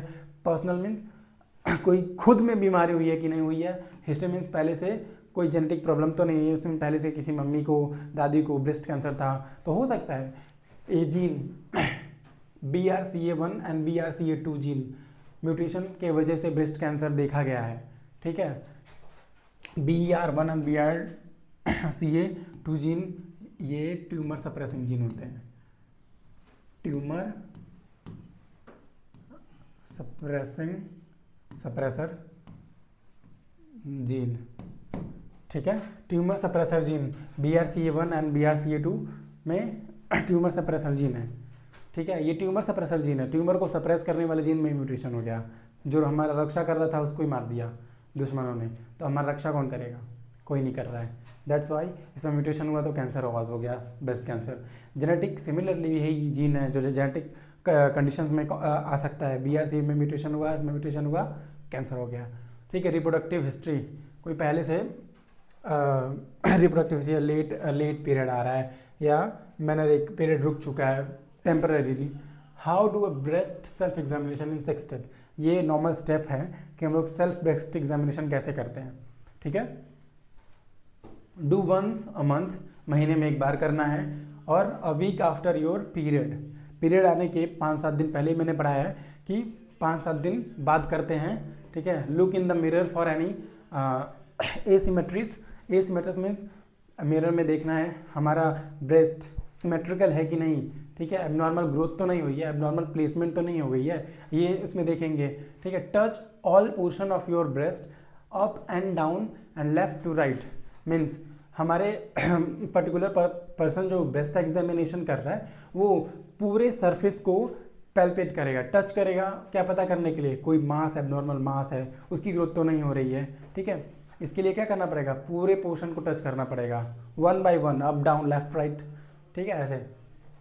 उसके बाद क्या है, start feeling for lump and mass, that is palpation, we are going to feel, touch करते करते हम ऐसे पल्पेट करके फील करते हैं कहीं कोई मास या नॉर्मल लम्प फॉर्मेशन हो रहा है, ऐसा फॉर्मेशन हो रहा है कि नहीं हो रहा है, ठीक है, ये उसमें नोटिस करेंगे, ये देखेंगे। Check from the underarm area to the chest wall and sternum, start कहाँ से करना है, यहाँ से अंडर आर्म एरिया से स्टार्ट करना है, ऐसे बढ़ते बढ़ते बढ़ते बढ़ते एब्डोमेन तक जाना है, ठीक है, ये इसका नॉर्मल प्रोसीजर है। स्टार्ट कहाँ से करना है, from the axillary region and from axillary region similarly abdomen region तक है स्टर्नम रीजन, स्टर्नम ये स्टर्नम है, ठीक है, ये स्टर्नम है, इस रीजन तक जाएंगे। उसके बाद conduct the self examination standing up और लाइंग डाउन, ठीक है, conduct the self examination standing up down and lying, breast examination करना है खड़े होके, बैठ के, सो के, ये हमारा नॉर्मल 6 स्टेप होता है ब्रेस्ट एग्जामिनेशन का, ठीक है। तो पैथोफिजियोलॉजी क्या है, पैथोफिजियोलॉजी क्या है, due to aetiological factor, mutation हुआ, डीएनए में चेंज आया, इम्यून सिस्टम फेल हो गया, अनकंट्रोल ग्रोथ हो गया, एबनॉर्मल मास हो गया, आगे चल के मैलिग्नेंट हो गया, ठीक है, ये हमारा पैथोफिजियोलॉजी था। क्लिनिकल मैनिफेस्टेशन क्या है, ठीक है, अब क्लिनिकल मैनिफेस्टेशन में यही आएगा, पैल्पेबल लम्प फॉर्मेशन, अगर कोई कैंसरस ग्रोथ हो रहा है ब्रेस्ट पे तो पैल्पेट करने पे लम्प जैसा फील होगा, पेन होगा, लम्प के साथ साथ अगर पैल्पेट कर रहे हैं तो वहाँ पे टेंडरनेस देखने को मिलेगी, पेन होगा, ठीक है, साइज चेंज हो जाएगा, ठीक है, कॉन्टूर चेंज हो जाएगा, निपल इन्वर्जन हो जाएगा, मीन्स निपल का जो प्लेसमेंट होगा वो रॉन्ग हो जाएगा, अल्टर हो जाएगा, या तो लेफ्ट राइट इनवर्ड मूवमेंट हो सकता है, या तो प्रोट्रूडेड हो जाएगा, ठीक है, निपल का इनवर्ड मूवमेंट हो जाएगा, इनवर्ड प्रोट्रूडेड प्रोट्रूडेड etc, ठीक है। उसका shape I want to tell that nipple का शेप चेंज हो जाएगा, ठीक है। Unilateral nipple discharge, unilateral means किसी एक निपल से एबनॉर्मल डिस्चार्ज आ सकता है। Skin dumpling and discolouration, skin dimpling या डिस्कलरेशन हो सकता है। अब आते हैं डायग्नोस्टिक एवोल्यूशन। परंपरा को फॉलो करो भाई लोग। पहले क्या करना है, हिस्ट्री कलेक्शन, फिर क्या करना है, फिजिकल एग्जामिनेशन, फिर उसके बाद early detection of abnormality. Early detection of abnormality कैसे कर रहे थे हम लोग भाई, इस तरह ब्रेस्ट एग्जामिनेशन कर रहे थे। और भी बहुत सारे प्रोसीजर्स होते हैं जिनसे हम लोग अर्ली डिटेक्शन कर सकते हैं, लाइक मेमोग्राफी हो गया, ठीक है। और भी बहुत सारे प्रोसीजर्स होते हैं जो कि अर्ली डिटेक्शन में हेल्प करते हैं। फिर mammography, MRI, FNA, cytological confirmation, ठीक है। साइटोलॉजिकल कंफर्मेशन होता है FNA, MRI आप सभी को पता है कि ट्यूमर मास है, उसको पता करने के लिए कि उसका साइज़ क्या है, कहाँ पे ग्रोथ है, ठीक है, कहाँ पे ग्रोथ है, कितना बड़ा साइज़ है, कितना छोटा साइज़ है, वो पता करने के लिए MRI करेंगे। फिर मेमोग्राफी करेंगे। मेमोग्राफी आप लोगों को मैंने पहले बता दिया है, what is mammography, screening and lesion identification, ठीक है। मेमोग्राफी मीन्स हमारा किसी इंडिविजुअल के ब्रेस्ट को हम लोग 2 हॉरिजेंटल या वर्टिकल प्लेट्स होती हैं, प्लेस करके डिफरेंट एंगल से उसका इमेज फॉर्मेशन किया जाता है। उससे क्या होता है, उससे होता यही है कि डिफरेंट एंगल्स के इमेजेस फॉर्म होते हैं, मिल जाते हैं, जिनकी वजह से वी कैन ईजिली आइडेंटिफाई कि एग्जैक्ट कैंसर का लोकेशन क्या है, ठीक है। Management of breast cancer, medical management, दवाई में क्या क्या देंगे, local therapy, chemotherapy, radiation therapy, targeted therapy, immunotherapy. Medical में जितने भी थेरेपीज मैंने पहले पढ़ा दिया है वो सभी मेडिकल में आएंगे, फिर भी हम लोग पढ़ेंगे, ठीक है, क्योंकि हमें पढ़ना है, हम लोग पैदा ही पढ़ने के लिए हुए हैं, ठीक है। We are students, we have to work hard, I mean to say that, ठीक है। हम लोग पढ़ेंगे, फिर से पढ़ेंगे, ठीक है। मेडिकल मैनेजमेंट क्या है, लोकल थेरेपी, सर्जरी और रेडिएशन थेरेपी, ठीक है। Systematic therapy, radiation, chemotherapy, hormonal and targeted therapy, वही है मेडिकल मैनेजमेंट में, ठीक है। नाउ आगे बढ़ते हैं। सर्जिकल में क्या है, रिडक्शन मेमोप्लास्टी एंड ऑगमेंटेशन मेमोप्लास्टी। ये दोनों ऐसे सर्जरीज होती हैं, ठीक है, ये दोनों ऐसी सर्जरीज होती हैं जो कि एक दूसरे के अपोजिट काम करती हैं, रिडक्शन और ऑगमेंटेशन। रिडक्शन मेमोप्लास्टी में क्या करते हैं, हम लोग ब्रेस्ट की साइज को रिड्यूस करते हैं, ठीक है। ब्रेस्ट के साइज को क्या करते हैं, रिड्यूस करते हैं, छोटा करते हैं, बाई फैट को वहाँ से लिपोसक्शन कर लिया या इंसाइज करके फैट को हटा दिया, उससे हम लोग रिडक्शन करते हैं ब्रेस्ट के साइज़ को। और ऑगमेंटेशन मेमोप्लास्टी में क्या होता है, ये ब्रेस्ट के साइज़ को बढ़ाने के लिए यूज़ किया जाता है, ठीक है। मीन्स इसमें एब्डोमिनल मसल्स की फ्लैपिंग कर सकते हैं, यहाँ से खींच के ऊपर स्टेजेस हो जाते हैं, ठीक है। और इसमें सेलाइन का भी, ये क्या कहते हैं इसको, सेलाइन इम्प्लांट्स, सिलिकन इम्प्लांट्स, ऐसे इम्प्लांट्स के यूज़ किए जाते हैं to increase the size of breast, ठीक है।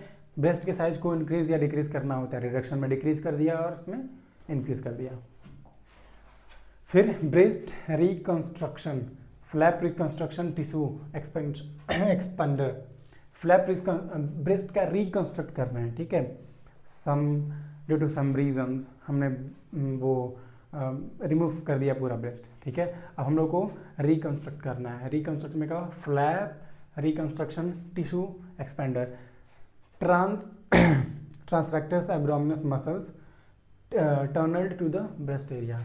ये जो एब्डोमिनल मसल्स होती हैं इसको टर्नल खींच के ऊपर लाया जाता है, क्या करने के लिए, हम लोग ब्रेस्ट को रिकंस्ट्रक्ट कर रहे हैं। यहाँ पे आप लोग डायग्राम में आप लोग इजीली देख सकते हैं, muscles flap move to the breast. जो मसल्स की फ्लैप होती हैं फ्रॉम द एब्डोमेन, जो मसल्स की फ्लैप होती हैं इसको खींच के यहाँ पे चेस्ट रीजन पे ले जाया जाता है, ठीक है। क्या करने के लिए, ब्रेस्ट को रिकंस्ट्रक्ट करने के लिए।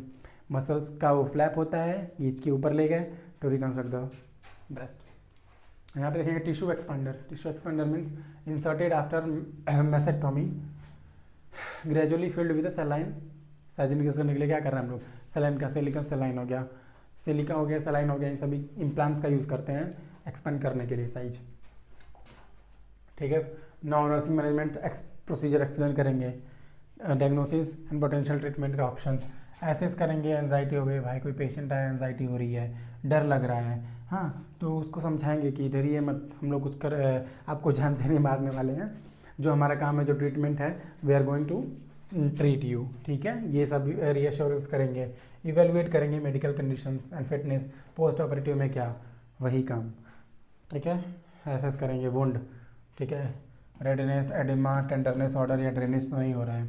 साथ ही साथ पोस्ट ऑपरेटिव में क्या करेंगे, वाटर सेंस लेंगे और उनको बोलेंगे हाइजीन मेंटेन करिए, प्रॉपर वो न्यूट्रिशन लीजिए फॉर द हीलिंग, और हाइड्रेटेड रहिए, यही सब बोलेंगे ना पेशेंट को, पोस्ट ऑपरेटिव पेशेंट्स को। ठीक है, तो उसके बाद हम लोग क्या पढ़ने जा रहे हैं, ओवेरियन कैंसर। ठीक है, ब्रेस्ट कैंसर के बाद कौन सा कैंसर आता है, ओवेरियन कैंसर। ओवेरियन कैंसर इस कैंसर कहाँ पे, ओवरीज में, ये हमारी ओवरीज होती हैं। ठीक है, ये ओवरीज हैं और यहीं पे क्या हो गया है, cancer. Cancerous growth in ovaries. Normal ovaries ऐसे दिखती हैं। ठीक है,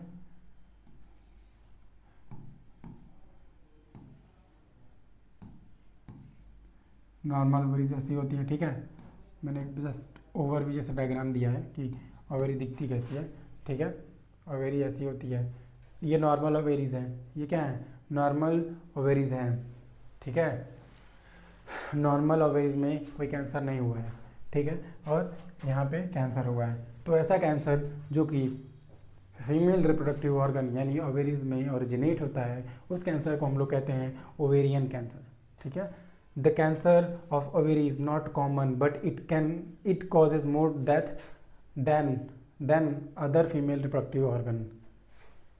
ये भाई कॉमन तो नहीं है, ovarian cancer is not common but once किसी को हुआ तो ये अदर रिप्रोडक्टिव ऑर्गन कैंसर था, सर्वाइकल कैंसर हो गया, यूट्रस में कैंसर हो गया, तो इन दोनों तीनों के कंपैरिजन में डेथ कौन सा कॉज कर सकता है, ओवेरियन कैंसर। ठीक है, इटियोलॉजी क्या होता है, कोई अगर फीमेल है उसका एज क्या है, 50 ईयर से ज़्यादा है। Positive family history, what is positive family history, अगर पहले से फैमिली में किसी को ओवेरियन कैंसर हुआ है, सर्वाइकल कैंसर हुआ है, रिप्रोडक्टिव ऑर्गन से रिलेटेड कोई भी कैंसर हुआ है, ओवेरियन हो सकता है, सर्वाइकल कैंसर हो सकता है, चाहे हिस्टेरा में हो सकता है। ठीक है भाई, ओवेरियन ही है, sorry uterine cancer, not ovarian is hystera, hystera is uterus, तो यूटेरस में हो गया, ओवेरी में हो गया, या सर्वाइकल कैंसर हो गया सर्विक्स में। तो पॉजिटिव फैमिली हिस्ट्री कोई भी है तो it can cause to the leads to the cancer. ये जीन जो ट्यूमर सप्रेसिंग जीन था इसमें म्यूटेशन हो गया। ठीक है, जल्दी से मैनरेज क्या होता है, permanent stoppage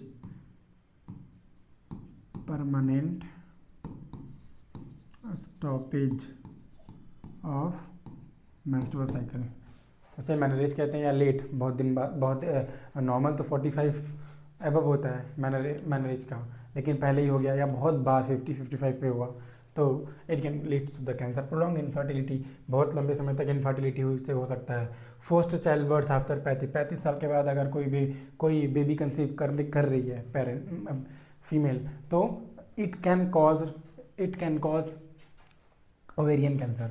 oestrogen only hormone therapy और फर्टिलिटी ट्रीटमेंट, ये भी एक कॉज हो सकता है, history of breast and colorectal cancer, ये सभी कैंसर की वजह से भी ये ओवेरियन कैंसर हो सकता है। ठीक है, नॉन पैथोफिजियोलॉजी, कैंसर का टाइप्स एपिथेलियल है कि जर्म है या गोनेटल स्टोमल कैंसर है, ये टाइप्स होते हैं। मोस्ट कॉमन कौन सा होता है, ओवेरी में फिम्बरी, ये जो पोर्शन होता है इसे हम लोग फिम्बरी कहते हैं। इस पोर्शन में अगर कोई ओवेरियन कैंसर हो रहा है तो स्पेशली ये और ओवेरी, ये इसका कहते हैं फिम्बरी, ये एक पोर्शन ही होता है फैलोपियन ट्यूब का जिसमें मोस्ट कॉमन हो सकता है ये क्या, इसमें कैंसर बहुत कॉमन होता है। Sequence of development and spread, कैसे डेवलप होता है, कैसे स्प्रेड होता है। ठीक है, मोड ऑफ स्प्रेड क्या क्या है, लोकल है, लिम्फेटिक स्प्रेड है, पेरिटोनियल कैविटी के थ्रू हो सकता है, हेमेटोजेनस स्प्रेड हो सकता है, ब्लड के थ्रू स्प्रेड हो सकता है। ठीक है, हेमेटोजेनस स्प्रेड ब्लड के थ्रू स्प्रेड हो सकता है। ट्रांस डाइफ्लेज्मेटिक स्प्रेड, ठीक है, ये भी मोड ऑफ बोल सकते हैं, वे ऑफ स्प्रेड है। ठीक है, इससे इस तरीके से भी स्प्रेड हो सकता है। Clinical sign and symptoms, pelvic pain और प्रेशर। ठीक है, पेल्विक पेन हमें फील होगा, लोअर एब्डोमिनल पेन होगा, परसिस्टेंट एब्डोमिनल ब्लॉटिंग होगा, fullness that is feeling of fullness feeling आएगा, ब्लॉटिंग होगा, early satiety, feels full quickly, थोड़ा सा खाना खाए में ऐसा लग रहा है हमारा पेट भर गया है। ठीक है, कॉन्स्टिपेशन और यूरिनरी अर्जेंसी, कॉन्स्टिपेशन हो गया या बार फ्रिक्वेंट यूरिनेशन जाना पड़ रहा है, nausea, weight loss, vomiting, loss of appetite, vaginal bleeding, vaginal bleeding भी हो सकती है। Now, diagnostic evaluations. What are the diagnostic evaluations which we have to do to check whether any female individual is suffering from the ovarian cancer or not? Okay, परंपरा को निभाते हुए पहला क्या है, physical examination plus history collection. History collection परंपरा के अनुसार ये दोनों शुरुआत करना है, ब्लड टेस्ट करना है, ठीक है। ब्लड टेस्ट में ट्यूमर मार्कर्स होते हैं, ट्रांसवेजाइनल अल्ट्रासाउंड होता है, इसको ये टाइप ऑफ अल्ट्रासाउंड होता है, वो करते हैं, एक्सरे करते हैं, लैप्रोटोमी करते हैं, which is therapeutic as well as diagnostic. Photo में देख लो। मेडिकल मैनेजमेंट में क्या, मेडिकल में जितने भी पीछे मॉडलिटीज़ पढ़ाई है वो सभी हैं, chemotherapy, radiation therapy, immunotherapy, hormonal therapy, targeted therapy, gene therapy, ठीक है। जितने भी थेरेपीज हैं वो मेडिकल में आएंगे। सर्जिकल में हिस्टेरेक्टोमी, हिस्टेरेक्टोमी यानी यूट्रस से लेके ओवेरिस से लेके फेलोपियन ट्यूब सबको रिमूव कर दें, सबको रिमूव कर दें। हाँ, या तो laparotomy, removal of localised ovarian tumour, ठीक है, हो भी सकता है, नहीं भी हो सकता है हिस्टेरेक्टोमी। हाँ, इसमें क्या होता है कि ओवेरी के किस सेगमेंट, किस पार्ट में कैंसर हुआ है, स्पेसिफिक उसी पार्ट को कट आउट करके रिमूव करना होता है in laparotomy. Now nursing management, address nursing management में क्या होगा, address concern related to infertility, reproductive health. पूछना है कहीं आप इनफर्टिलिटी फेस तो नहीं कर रही हैं, means you are trying from a long period but you are not conceiving, able to conceive the baby, ये पूछेंगे। फिर we will talk about the reproductive health, ठीक है। Continue post hysterectomy nursing care, hysterectomy करने के बाद भी nursing care करना ही करना है। Prevent infection, vital sign, hydrated nutrition, एकदम रट लो। नर्सिंग मैनेजमेंट आए, ये 4 पॉइंट मस्ट है। क्या एसेस करना है पेशेंट कंडीशन को, ठीक है, इन्फेक्शन से बचाना है, हाइजीन मेंटेन करना है, एडिक्वेट न्यूट्रिशन लेना है, हाइड्रेटेड रहना है, ये सब यहाँ पे देखते हैं। प्रिवेंशन इन्फेक्शन, फिर मेडिकेशन देना है, ठीक है। Medication depends upon symptoms, depends upon symptoms. Symptoms में पेन हो रहा है तो एनाल्जेसिक देंगे, बुखार हो गया एंटीबायोटिक्स देंगे। फिर इन्फेक्शन कंट्रोल प्रैक्टिसेस बताएंगे, promote hand hygiene. Uterine cancer, ठीक है, हमने पढ़ा अभी तक कैंसर कहाँ था, ओवरीज में हो रहा था, लेकिन अभी कैंसर कहाँ है, यूटेराइन में, यूटेरस में। हिस्टेरा में कैंसर होता है, the uncontrolled abnormal growth in the cells or the tissues of hystera or the cells or the tissues of uterus, उसको क्या कहते हैं, यूटेराइन कैंसर कहते हैं। कैंसर कहाँ पे डेवलप हो रहा है, यूटेराइन में। ये यूटेराइन है, ये नॉर्मल हेल्दी यूटेरस को, हेल्दी यूटेरस कैसा दिखता है, ओवेरीज नॉर्मल है, फिम्ब्री, फेलोपियन ट्यूब, ठीक है, ये सभी नॉर्मल्स हैं। ये हमारा जो यूटेराइन है, हिस्टेरा है, ये भी नॉर्मल है। यूटेरस, ये सर्विक्स है, ये भी नॉर्मल है। ये हेल्दी यूटेरस दिखता कैसा है, इस फोटो में, इस पिक्चर में ये दिखाया गया है। और अफेक्टेड, कैंसर से अफेक्टेड हो चुका है, ऐसा है। ये कैंसर हुआ है कहाँ पे, यूटेरस में, ठीक है। Cancerous growth in which is that is originates in the uterus, mainly muscles tissues. Most common form of endometrial cancer, endometrial cancer का बहुत कॉमन फॉर्म है ये यूटेराइन कैंसर, 95%, 95% इंडोमेट्रियल कैंसर इसी की वजह से होते हैं, यूटेराइन कैंसर। इसमें भी यूटेरस में हुआ है तो लेयर्स होते हैं, मायोमेट्रियम, इंडोमेट्रियम, ठीक है, ऐसे करके। तो इंडोमेट्रियल कैंसर 95% इसी की वजह से होता है, ठीक है। उसके बाद स्टेजेस देखेंगे। Stage 1, tumour limited to endometrium और मायोमेट्रियम, ठीक है। इंडोमेट्रियम स्टेज 1 में इंडोमेट्रियम और मायोमेट्रियम में लिमिटेड रहेगा जो ट्यूमर का ग्रोथ है। स्टेज 2 में सर्वाइकल स्ट्रोमा या इंडो सर्वाइकल ग्लैंड्स में जाएगा, ठीक है। थोड़ा और प्रोग्रेस हुआ हो सकता है, अभी हमारा कैंसर कहाँ था, यूटेरस में था, वो धीरे धीरे प्रोग्रेस होता गया, आगे बढ़ता गया, कहाँ पे हो सकता है, सर्विक्स तक अफेक्ट करता है, सर्वाइकल स्टोमा में अफेक्ट कर सकता है, ठीक है। Stage 3, spread beyond uterus, uterus के बाहर भी एक्सपेंड हो सकता है। It can also affect the cervix, it can also affect the fallopian tube, it can also affect the ovaries, ठीक है। वो स्टेज 3 में होगा। स्टेज 4 लास्ट स्टेज है, मैलिग्नेंट। इसमें कोई लिम्फ नोड इन्वॉल्वमेंट नहीं था, इन दोनों में कोई लिम्फ नोड इन्वॉल्वमेंट नहीं था, कोई मेटास्टेसिस नहीं हो रहा था। लास्ट स्टेज भयंकर मैलिग्नेंट स्टेज, क्या एक जगह से दूसरे जगह तक फैलेगा। Distant organ, lung kidney etcetera etcetera. Risk factors में क्या आएगा, एज है, इंडोमेट्रियल हाइपरप्लेजिया। इंडोमेट्रियल हाइपरप्लेजिया क्या होता है, ये इंडोमेट्रियम में एबनॉर्मल थिक लेयर, ठीक है, मसल्स टिश्यूज़ की एबनॉर्मल थिक लेयर बन जाती है, उसी को इंडोमेट्रियल हाइपरप्लेजिया कहते हैं। Oestrogen receptor on uterine walls, बहुत अहम, बहुत इंपॉर्टेंट रोल प्ले करता है एस्ट्रोजन रिसेप्टर्स, ठीक है, क्योंकि जहाँ पे एस्ट्रोजन रिसेप्टर्स प्रेजेंट होते हैं वहीं पे आके एस्ट्रोजन बाइंड करता है और इसका काम क्या होता है, सेल ग्रोथ या सेल साइकिल को कंट्रोल करना, ठीक है, एक appropriate and normal cell cycle, cell division चलाना, इसी का काम होता है। पोस्ट मेनोपोजल ब्लीडिंग, मतलब मेनोपोज के बाद भी ब्लीडिंग हो रहा है। उसके obesity, sorry, obesity, estrogen and nulliparity. What is nulliparity? Nulli means word में ही दिख रहा है, nulli means none, parity means birth, no birth, no birth. कोई ऐसी महिला है जिसने भी एक भी बच्चे का जन्म नहीं दिया है, उसे नली पैरिटी कहते हैं। आगे बढ़ते हैं।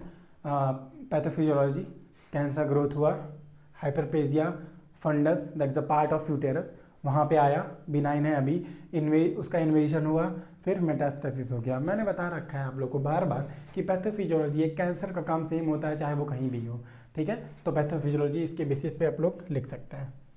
फिर क्लिनिकल मैनिफेस्टेशन, क्लिनिकल मैनिफेस्टेशन में पहला क्या है, एबनॉर्मल वेजाइनल ब्लीडिंग, मेनोरिया, डिस्पनेरिया, यानी इसको कहते हैं अगर इंटरकोर्स के टाइम पे अगर पेन हो रहा है तो, एनीमिया, क्योंकि ब्लड लॉस हो रहा है, वेजाइनल ब्लीडिंग हो रहा है ना, तो ब्लड लॉस होगा, it can ultimately cause the anaemia. Pelvic pressure, ठीक है, पेल्विक पेन आएगा, दर्द होगा, कॉन्स्टिपेशन, यूरिनरी सिस्टम, जलन भी हो सकती है। Disturbed fetal positioning in pregnancy, parturition के दौरान पोजीशन में प्रॉब्लम आ सकती है। डायग्नोस्टिक इवेल्यूशंस क्या होंगे, हिस्ट्रिकल एग्जामिनेशन, फिजिकल एग्जामिनेशन, ये आ गया भाई अपना biopsy, gold standard test in cancer. Biopsy biopsy biopsy, कोई भी कैंसर हो गया बायोप्सी को कराना मस्ट है। अल्ट्रासाउंड करा सकते हैं यूटेरस का। मेडिकल मैनेजमेंट में क्या आएगा, मैंने पहले ही बता रखा है, जितने मेडिकल मीन्स जितने भी मॉडलिटीज़ हैं ट्रीटमेंट की, chemotherapy, radiation therapy, immunotherapy, hormonal therapy, gene therapy, targeted therapy, जितने भी थेरेपीज़ होती हैं वो मेडिकल मैनेजमेंट के अंदर कंसिडर की जाती हैं, एक्सेप्ट सर्जरी, ठीक है।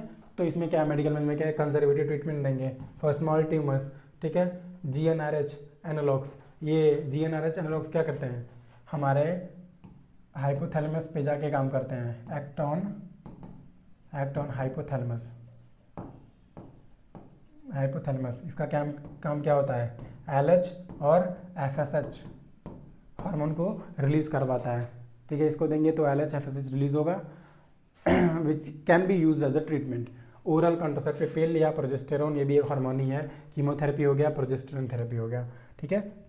Progesterone therapy is none but estrogen dependent cancer, इसमें प्रोजेस्टेरोन ही देते हैं। रेडिएशन थेरेपी, ठीक है। सर्जिकल में आ गया, surgery based on tumour stage या सीवियरिटी पे देखते हुए हम लोगों ने क्या सर्जरी करनी है, ठीक है। Myomectomy, myo means myometrium, middle layer, ठीक है। Myomectomy means removal of large tumours, अगर कोई बड़ा ट्यूमर है तो हम लोग मायोमेक्टोमी कहते हैं। मायोमेट्रियम को पूरा रिमूव करते हैं कट आउट करके। फिर हिस्टेक्टोमी, पूरे हिस्टेरा को रिमूव करते हैं, पूरे यूटेरस को रिमूव करते हैं। फिर hysteroscopic resection of myomas. Similarly myomas is middle layer, that is myometrium का रिसेक्शन करके कट आउट करके निकालते हैं। Total hysterectomy with bilateral salpingo oophorectomy, that is also considered the laparotomic surgery, ठीक है। आप लोग यहाँ देख सकते हैं hysterectomy, total hysterectomy with BSO।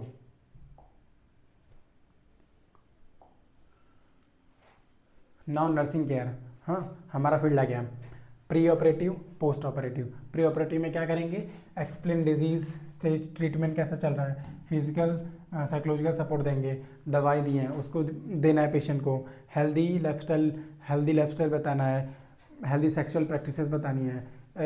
Healthy sexual practices means ये एक सिम्टम था ना कि पेन होता है सेक्सुअल इंटरकोर्स के दौरान, तो उसको सही टेक्निक बताना है, स्मॉल फ्रिक्वेंट ब्लेंड मील्स देने हैं, न्यूट्रिशनल सपोर्ट देना है, ठीक है, अच्छे से खाना खाओ, हाइड्रेटेड रहो, ठीक है। उसके बाद post operative care, what is post operative care, surgery के बाद कौन सा केयर हम लोग दे रहे हैं, ठीक है, मॉनिटर कर रहे हैं शॉक एयरवे एंड वुंड को, वुंड है उसको मॉनिटर कर रहे हैं, या प्रोवाइड दे रहे हैं सर्जरी के बाद कंफर्ट प्रोवाइड करा रहे हैं, पेरेंटल न्यूट्रिशन, ठीक है, देन एसेस रिलीफ, पेन को रिलीव करते हैं हम लोग, अंडरस्टैंड। नाउ आगे बढ़ते हैं हम लोग किडनी कैंसर, ठीक है, what is kidney cancer, renal cell carcinoma, it is also known as renal cell carcinoma. Renal cell carcinoma, kidney cancer accounts for about 90% of renal malignancy.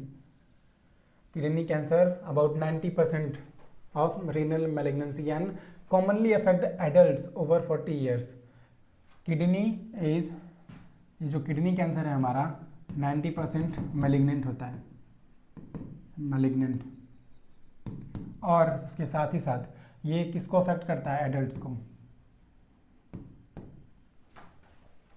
It depends upon कि cancer कहाँ पे होता है, cortex reason में हो रहा है कि पेल्विक रीजन में हो रहा है, ठीक है। We will see in the next slide.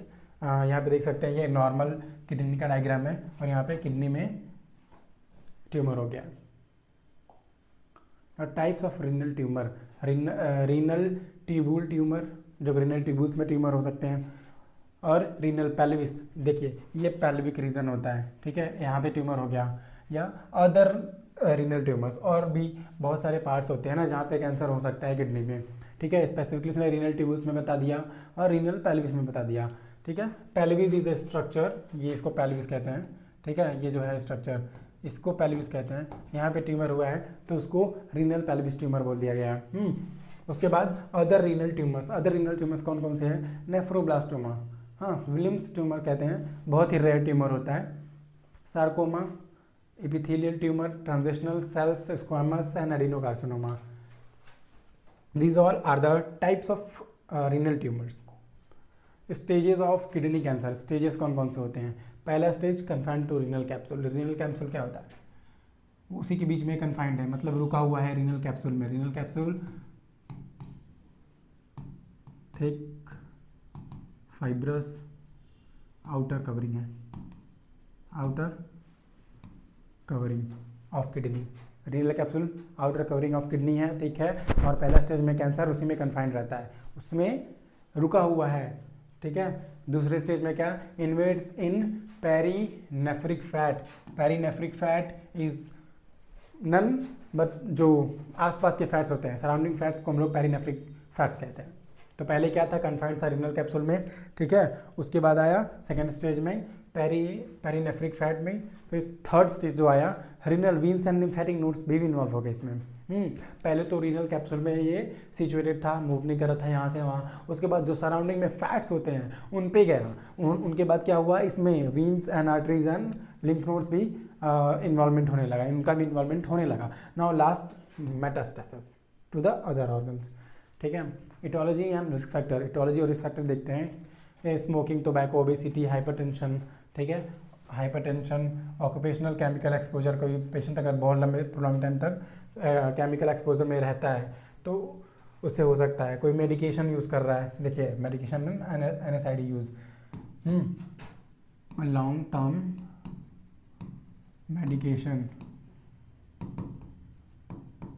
Medication, history of hysterectomy, अगर पहले से कोई हिस्टेक्टोमी की हिस्ट्री है तो वो कॉज कर सकती है ये किडनी कैंसर। कोई डायरेक्ट रिलेशन नहीं है, no direct relation.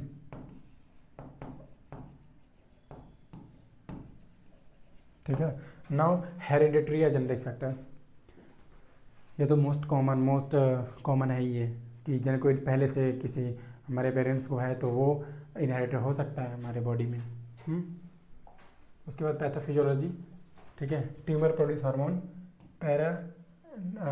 Paraneoplastic syndrome, ठीक है।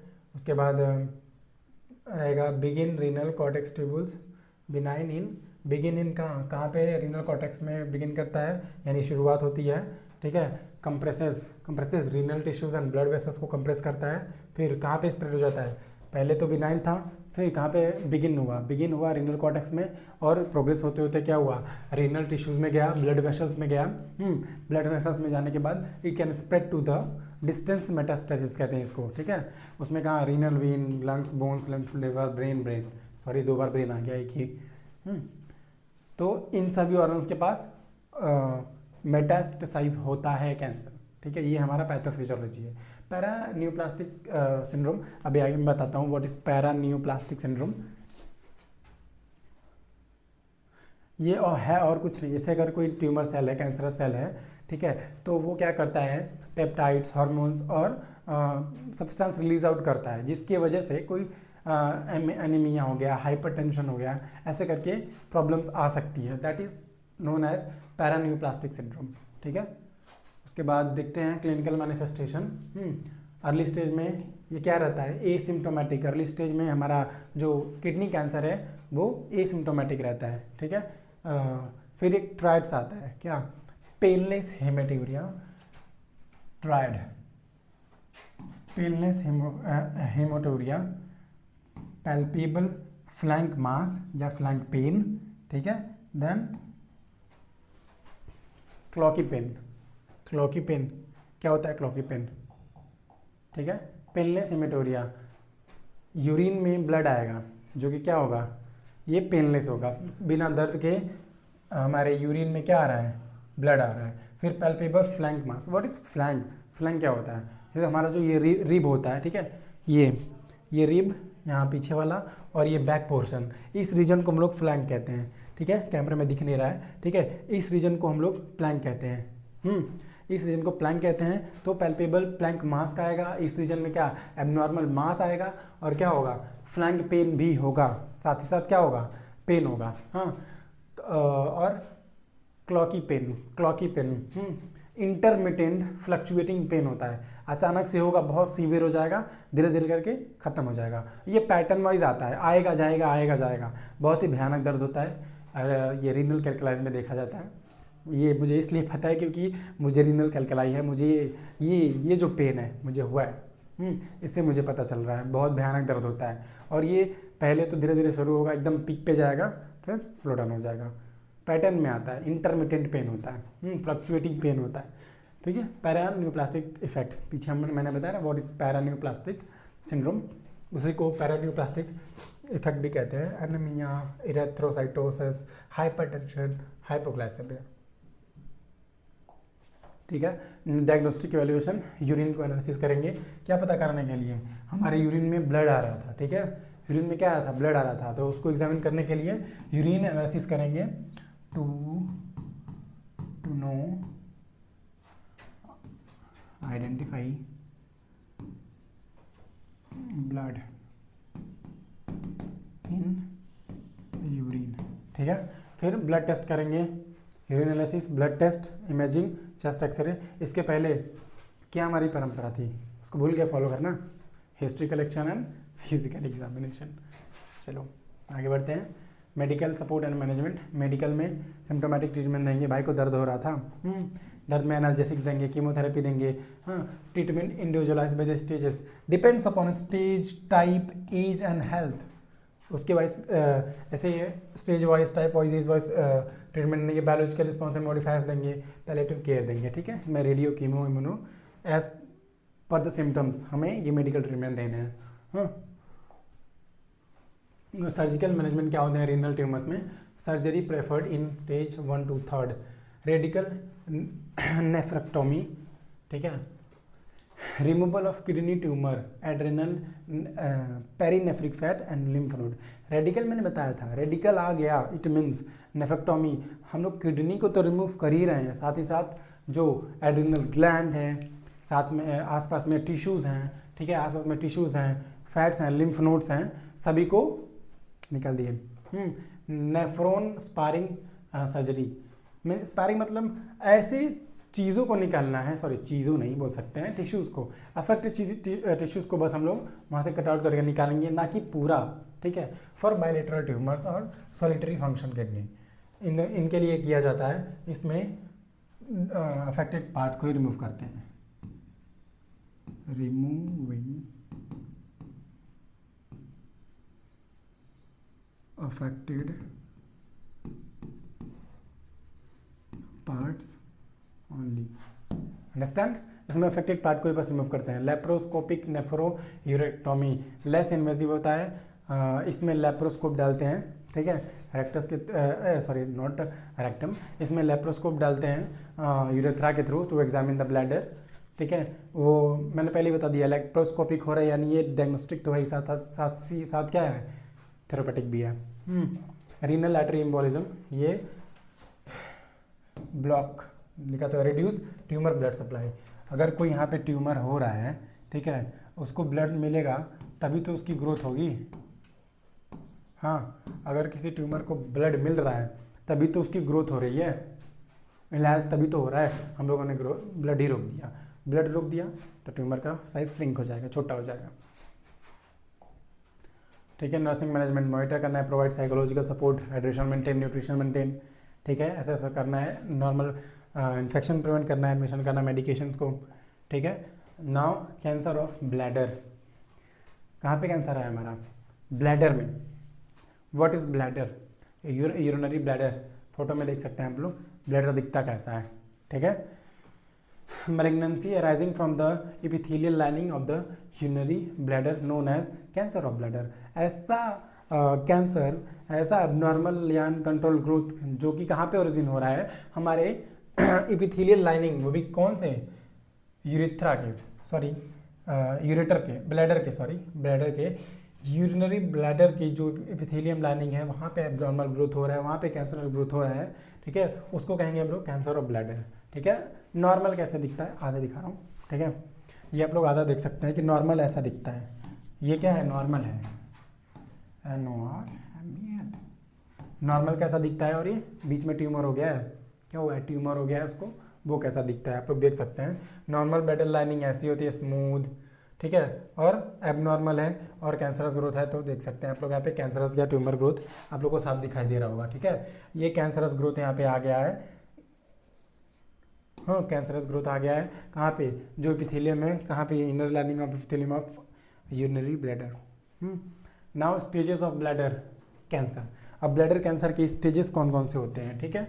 Non invasive papillary tumour limited to the bladder lining, हमने जस्ट इसके पहले पढ़ा था कि कैंसर हो कहाँ रहा है, हाँ इंटरनल और इपिथेलियल, इनर इपिथेलियम लाइनिंग पे हो रहा है ना, तो 0A में ये इस स्टेज में कहाँ पे लिमिटेड है, ब्लैडर लाइनिंग पे ही लिमिटेड है। अगेन कोई लिम्फ नोड इन्वॉल्वमेंट नहीं हुआ है, अगेन कोई मेटास्टेसिस नहीं हुआ है, ठीक है। Now stage 1 invades connective tissues, connective tissues में इन्वेड करेगा, cartilage, bones, blood vessels, sorry in blood, वहाँ पे इन्वेड करेगा। स्टेज 2 इन्वेड इन मसल्स लेयर, लाइक ये ब्लैडर है, ठीक है, अगर ये कोई ब्लैडर है तो इनिशियली अगर हम लोग स्टेज 1 की बात करें तो ये बोन्स में, कार्टिलेजेस में इन्वेट करेगा, जितने भी हमारे कनेक्टिव टिश्यूज हैं उसमें जाके इन्वेट करेगा। लेकिन सेकेंड स्टेज में क्या है, मसल्स लेयर, इसके आसपास में जो मसल्स हैं उसमें भी ये इन्वेट करेगा, यानी प्रोग्रेस करेगा, बढ़ेगा, फैलेगा उन मसल्स तक भी। Stage 3 extend to the perivesical fat, perivesical fat means fat around bladder, fat around bladder. Stage 4 metastasis to lymph node, last stage है, मैलिग्नेंट स्टेज है, घातक स्टेज है, खूब दबा के एकदम मैलिग्नेंसी है। डिस्टेंस मेटास्टेसिस है, एक जगह से हमारा ट्यूमर कैंसर मैलिग्नेंट हो गया है, घातक हो गया है, it can lead to death, एक प्लेस से दूसरे प्लेस तक फैलते जा रहा है, ठीक है। Forms of bladder cancer, superficial non invasive bladder cancer या इन्वेसिव ब्लैडर कैंसर। इसमें बहुत ही अर्ली, सुपरफिशियल मीन्स ये डीप टिश्यूज या मसल्स तक प्रोग्रेस्ड नहीं है, ठीक है, ये सुपरफिशियल ही है। Early stage disease affecting bladder lining only, ठीक है, बस लाइनिंग को अफेक्ट कर रहा है और ये डीपर टिश्यूज को अफेक्ट कर रहा है, यही डिफरेंस होता है सुपरफिशियल और डीप, या सुपरफिशियल नॉन इन्वेसिव या इन्वेसिव में। दो थे, non invasive means superficial layer पे था, एपिथेलियल लाइनिंग पे था, इन्वेसिव मीन्स थोड़ा मसल्स को पेनिट्रेट किया, तो अब हम लोग देखते हैं रिस्क फैक्टर्स। रिस्क फैक्टर्स क्या क्या होंगे? अगर कोई इंडिविजुअल है, उसकी एज 50 ईयर्स या 70 ईयर्स से ज़्यादा है, तो उसको हो सकता है 80 to 90% transitional cells carcinoma, transitional epithelium, special epithelium होती हैं, ठीक है, ब्लैडर में, उनमें अगर कैंसर होता है तो उसको ट्रांजिशनल सेल्स कार्सिनोमा कहेंगे, ठीक है। Exposure to arsenic metal, fluids, minerals and etcetera, cigarette and male predominance 3:1 का रेशियो होता है। सिगरेट स्मोकिंग हो सकता है, जो ज़्यादा करे उसको। Pathophysiology, environmental genetic factor, aetiological factor है, जेनेटिक अल्ट्रेशन हुआ, अनकंट्रोल्ड ग्रोथ हुआ, डीएनए में चेंज आया, अनकंट्रोल्ड ग्रोथ हुआ, उसके बाद प्रोग्रेशन होता गया, मेटास्टेसिस हुआ, ठीक है। क्लिनिकल मैनिफेस्टेशन में क्या होगा ब्लैडर कैंसर में? पेनलेस विजिबल हेमेटोरिया, ठीक है, अल्टर्ड बॉइडिंग पैटर्न होगा, ठीक है, पेनलेस विजिबल हेमेटोरिया, ठीक है। यूरिन में क्या आएगा? Blood in urine which is painless, pain feel नहीं होगा, ठीक है। दूसरा altered voiding pattern means micturition के पैटर्न चेंज हो जाते हैं, ठीक है। उसके बाद changing in urine colour and character, ठीक है। पैल्विक और बैक पेन हो सकता है, ठीक है। डायग्नोस्टिक सिस्टोस्कोपी हो सकता है, एक्सक्रीटरी यूरोग्राफी होगा, CT scan, ultrasound, bimanual examination is a very interesting thing. I would like to tell you all that is bimanual examination is एक हाथ हमारे एब्डोमेन पे रहेगा और दूसरा हाथ हमारा वेजाइनल के अंदर से एब्डोमिनल कैविटी तक रहेगा, ठीक है। उसको कहते हैं बायमैनुअल एग्जामिनेशन। यूएसजी कर सकते हैं, सिटी स्कैन कर सकते हैं, ठीक है। यूरिन एनालिसिस भी कर सकते हैं। फिर मेडिकल मैनेजमेंट क्या आ गया? Chemotherapy, immunotherapy, radiation therapy. Medical management जहाँ भी आता है, सोच लो जितने भी हमारी मोडलिटीज़ होती हैं थी हमारी पिछली, उन सभी को हम लोग देंगे, chemotherapy, radiation therapy, hormonal therapy, etcetera, ठीक है। उसके बाद देखते हैं सर्जिकल मैनेजमेंट, ठीक है। एंडोस्कोपिक ट्यूमर रिमूवल, एंडोस्कोप लगा के ट्यूमर का रिमूवल करते हैं हम लोग, ठीक है। ब्लैडर या एडजेसेंट ऑर्गन को प्लस पेल्विक जो नोड्स होते हैं उनको रिमूव करना, उसको क्या कहते हैं? Radical cystectomy. What is radical cystectomy? Removal of bladder and adjacent organs, tissues and pelvic nodes. Urinary diversion means क्या? जो हमारा एक्चुअल पाथवे है यूरिन आने और जाने का, ठीक है, जो नॉर्मल पाथवे है, ठीक है, वो चेंज करना। इट मीन्स अगर कोई एबनॉर्मेलिटी आ रहा है, स्टोमा एक आर्टिफिशियल, इसको आर्टिफिशियल ओपनिंग बोलेंगे, ठीक है। Artificial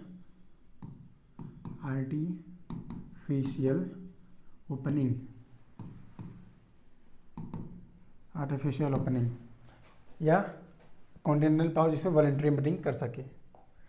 nursing management, temperature monitor करेंगे, पेन मैनेजमेंट करेंगे, कैथेटर केयर करेंगे, स्टोमा केयर भी करेंगे। हम लोगों ने देखा था ना इसके पहले वाले स्लाइड में, हम लोगों ने स्टोमा एक आर्टिफिशियल ओपनिंग कराया था, ठीक है, डाइवर्स कर सकें, हमारा ओरिजिनल पाथवे, एक्चुअल पाथवे से हट के डाइवर्स कर सकें, तो उसका भी केयर प्रॉपर करना है, स्टोमा केयर प्रॉपर करना है। उसके बाद ये पढ़ते हैं प्रोस्टेट कैंसर।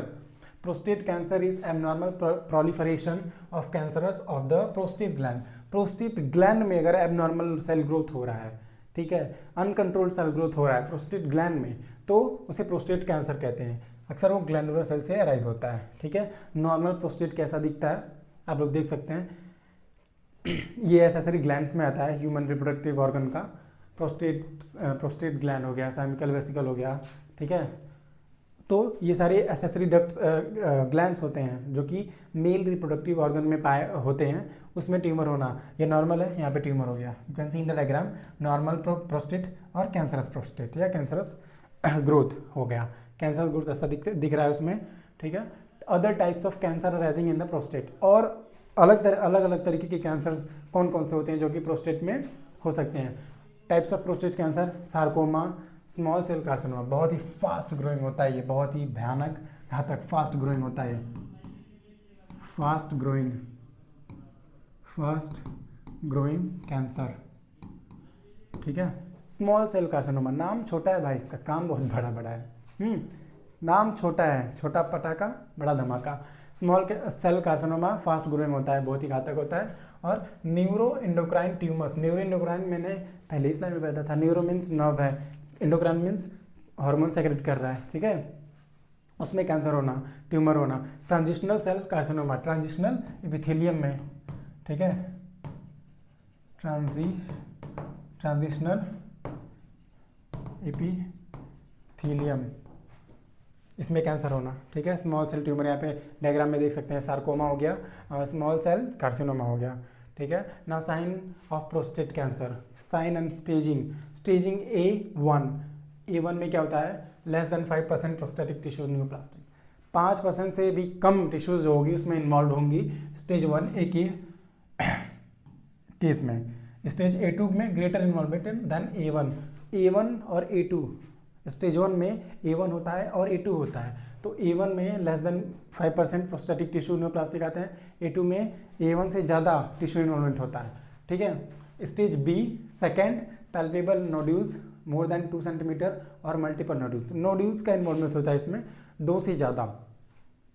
स्टेज C या stage third, minimal extra capsular extension होगा। नाउ स्टेज D या फोर्थ, भयानक मैलिग्नेंट, ठीक है, one place to another place, distant metastasis होगा इसमें लास्ट वाले में, ठीक है। Major types of prostate cancer, prostate cancer के टाइप्स हैं, hormone specific prostate cancer HSPC, respond to the androgens deprivation therapy, ये जो प्रोस्टेट कैंसर होता है हार्मोन स्पेसिफिक, ठीक है, टेस्टोस्टेरोन एंड्रोजन्स बोलते हैं उसको, टेस्टोस्टेरोन बोलते हैं। अगर टेस्टोस्टेरोन हार्मोन मिल रहा है कैंसर सेल्स को तो उसकी ग्रोथ प्रोग्रेसिव होगी, ग्रोथ होते रहेगी अगर उसको टेस्टोस्टेरोन हार्मोन मिल रहा है, ठीक है। ये हो गया हार्मोन स्पेसिफिक प्रोस्टेट कैंसर, ठीक है, हार्मोन का रहना जरूरी है कैंसर सेल के ग्रोथ के लिए, ठीक है। दूसरा क्या है, कास्ट्रेशन रेजिस्टेंस प्रोस्टेट कैंसर, इसमें ये ऐसा कैंसर होता है जो कि अगर वो टेस्टोस्टेरोन रहे ना रहे तो क्या हो जाएगा, ग्रो डिस्पाइट लो टेस्टोस्टेरोन, अगर टेस्टोस्टेरोन कम भी रहे तो भी ग्रोथ हो जाएगा। अगर इसमें क्या होगा, टेस्टोस्टेरोन कम हुआ तो जो कैंसर्स का ग्रोथ है वो भी कम हो जाएगा। लेकिन इसमें ये कैंसरस सेल टेस्टोस्टेरोन पर डिपेंडेंट नहीं है, टेस्टोस्टेरोन ना भी रहे कम भी रहे तो भी काम चलेगा। और तीसरा आता है metastatic prostate cancer MPC, that is malignant cancer, it have malignant property which is flow from one body part to another body part, ठीक है। Etiology risk factors, increasing age ज़्यादा 50 साल से ज़्यादा हैं, ये रेस के बेसिस पे geographic variations, mutation in BRCA1 and 2 gene, high diet high in red meat, ज़्यादा रेड मीट अगर हम लोग कंज्यूम कर रहे हैं तो वन ऑफ द कॉज हो सकता है वो है पैथोफिजियोलॉजी, जेनेटिक म्यूटेशन हुआ, अनकंट्रोल्ड सेल प्रोलिफरेशन हुआ, प्रोस्टेट ट्यूमर फॉर्मेशन हो गया। 9 मेटास्टेसिस कॉमनली टू बोन्स, अब इसमें दिखाया है कि मेटास्टेसाइज हो रहा है तो कहाँ कहाँ हो सकता है, ठीक है। पहला बहुत कॉमन है, इस मेटास्टेसाइज होके ग्रोथ कहाँ पे जाती है, बोन्स में जा सकती है, प्रोस्टैटिक वेनस के थ्रू वर्टेब्रल वीन्स में जा सकती है, ठीक है, as you can see in the diagram, vertebral veins में भी जा सकती है यहाँ से। क्लिनिकल मैनिफेस्टेशन, ठीक, प्रोस्टेट कैंसर है, pain while passing urine, nocturia means रात में फ्रिक्वेंट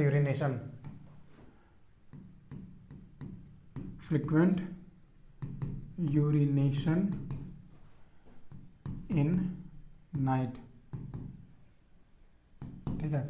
हेमेटूरिया, ब्लड इन यूरिन, ठीक है। Bone pain, hip back chest, then neurological deficit. उसके बाद डायग्नोस्टिक इवेल्युएशंस में हिस्ट्री कलेक्शन देखेंगे, डिजिटल रेक्टल एग्जामिनेशन, फिंगर्स को with a gloved hand, nurses या डॉक्टर्स ट्रेन नर्सेज करती हैं digital rectal examination, gloved hand से रेक्टल की एग्जामिनेशन किया जाता है, ठीक है। PSA, ये बहुत इंपॉर्टेंट एंड स्पेसिफिक एंटीजन होता है, prostate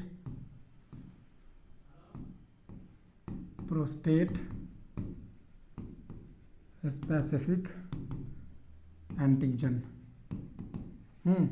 prostate specific antigen PSA blood test में transurethral ultrasound, it is a type of USG। Prostate biopsy करेंगे, अगेन बायोप्सी आ गया गोल्ड स्टैंडर्ड। इमेजिंग करेंगे, पैप टेस्ट करेंगे, पैप स्मीयर टेस्ट होता है ना, वहाँ के स्वैब लेके उसका अगर एबनॉर्मल डिस्चार्ज आ रहा है उसको लेके वहाँ से स्लाइड पे ऐसे करके एग्जामिनेशन करेंगे to know the about the cancer. Prostate and lymph node biopsy, biopsy फिर से करेंगे। मैनेजमेंट क्या होगा? Watchful waiting, activate surveillance, monitoring करेंगे, सर्जरी करेंगे, रेडिएशन थेरेपी दे सकते हैं, हार्मोनल थेरेपी दे सकते हैं, ठीक है। नाउ नर्सिंग मैनेजमेंट, हमारा फील्ड आ गया नर्सिंग मैनेजमेंट। इसमें क्या क्या करना है? I have told you earlier, कुछ होना हो, अगर कोई पेशेंट कोई भी डिजीज़ कंडीशन का पेशेंट आता है, उसको सर्जरी हुआ है, तो क्या करेंगे? पहले एसेस करेंगे general condition of the patient, ठीक है, कंडीशन एसेस करेंगे। उसके बाद मॉनिटर टेम्परेचर मॉनिटर करेंगे, पेन एसेस करेंगे और एनाल्जेसिक्स देंगे अगर प्रेस्क्राइब है तो। अदरवाइज हम उसे डाइवर्जनल थेरेपी देंगे, अपने तरीके से ट्राई करेंगे, कोशिश करेंगे ताकि पेन रिड्यूस कर सके। फिर मॉनिटर यूरिन आउटपुट मॉनिटर करेंगे, कहीं ब्लड तो नहीं आ रहा है यूरिन में, ठीक है। उसके बाद कैथेटर केयर करेंगे, पेशेंट को कैथेटर लगा हुआ है तो कैथेटर केयर भी करेंगे। इन्फेक्शन मॉनिटरिंग, कैथेटर लगा हुआ है तो हो सकता है कैथेटर प्रोलॉन्ग टाइम तक लगा रहे। अगर प्रोलॉन्ग टाइम तक कैथेटर लगा हुआ है किसी पेशेंट को तो इन्फेक्शन का चांसेस बढ़ जाता है, तो वो भी मॉनिटर करेंगे। मेडिकेशन एडमिनिस्ट्रेशन, सिम्प्टोमेटिक जो भी मेडिकेशन प्रिस्क्राइब्ड हुए हैं किसी पेशेंट को वो हमें एडमिनिस्टर करना है, ठीक है। और encourage fluid and nutrition. Thank you, ठीक है। ये हम लोग का सबसे फेवरेट स्लाइड होता है, थैंक यू, ठीक है। तो thank you, that's all for today. आज हम लोगों ने जितना पढ़ा, जितने भी हमारे बॉडी में स्पेसिफिक कैंसर्स थे, वेरियस कैंसर्स थे, हम लोगों ने उन सभी कैंसर्स को कवर कर लिया है। अगर आप सभी को इस मेरे PDF का नोट्स चाहिए होगा तो you can contact us on our app, और ऐप का लिंक कहाँ मिलेगा? डिस्क्रिप्शन में, ठीक है। Thank you.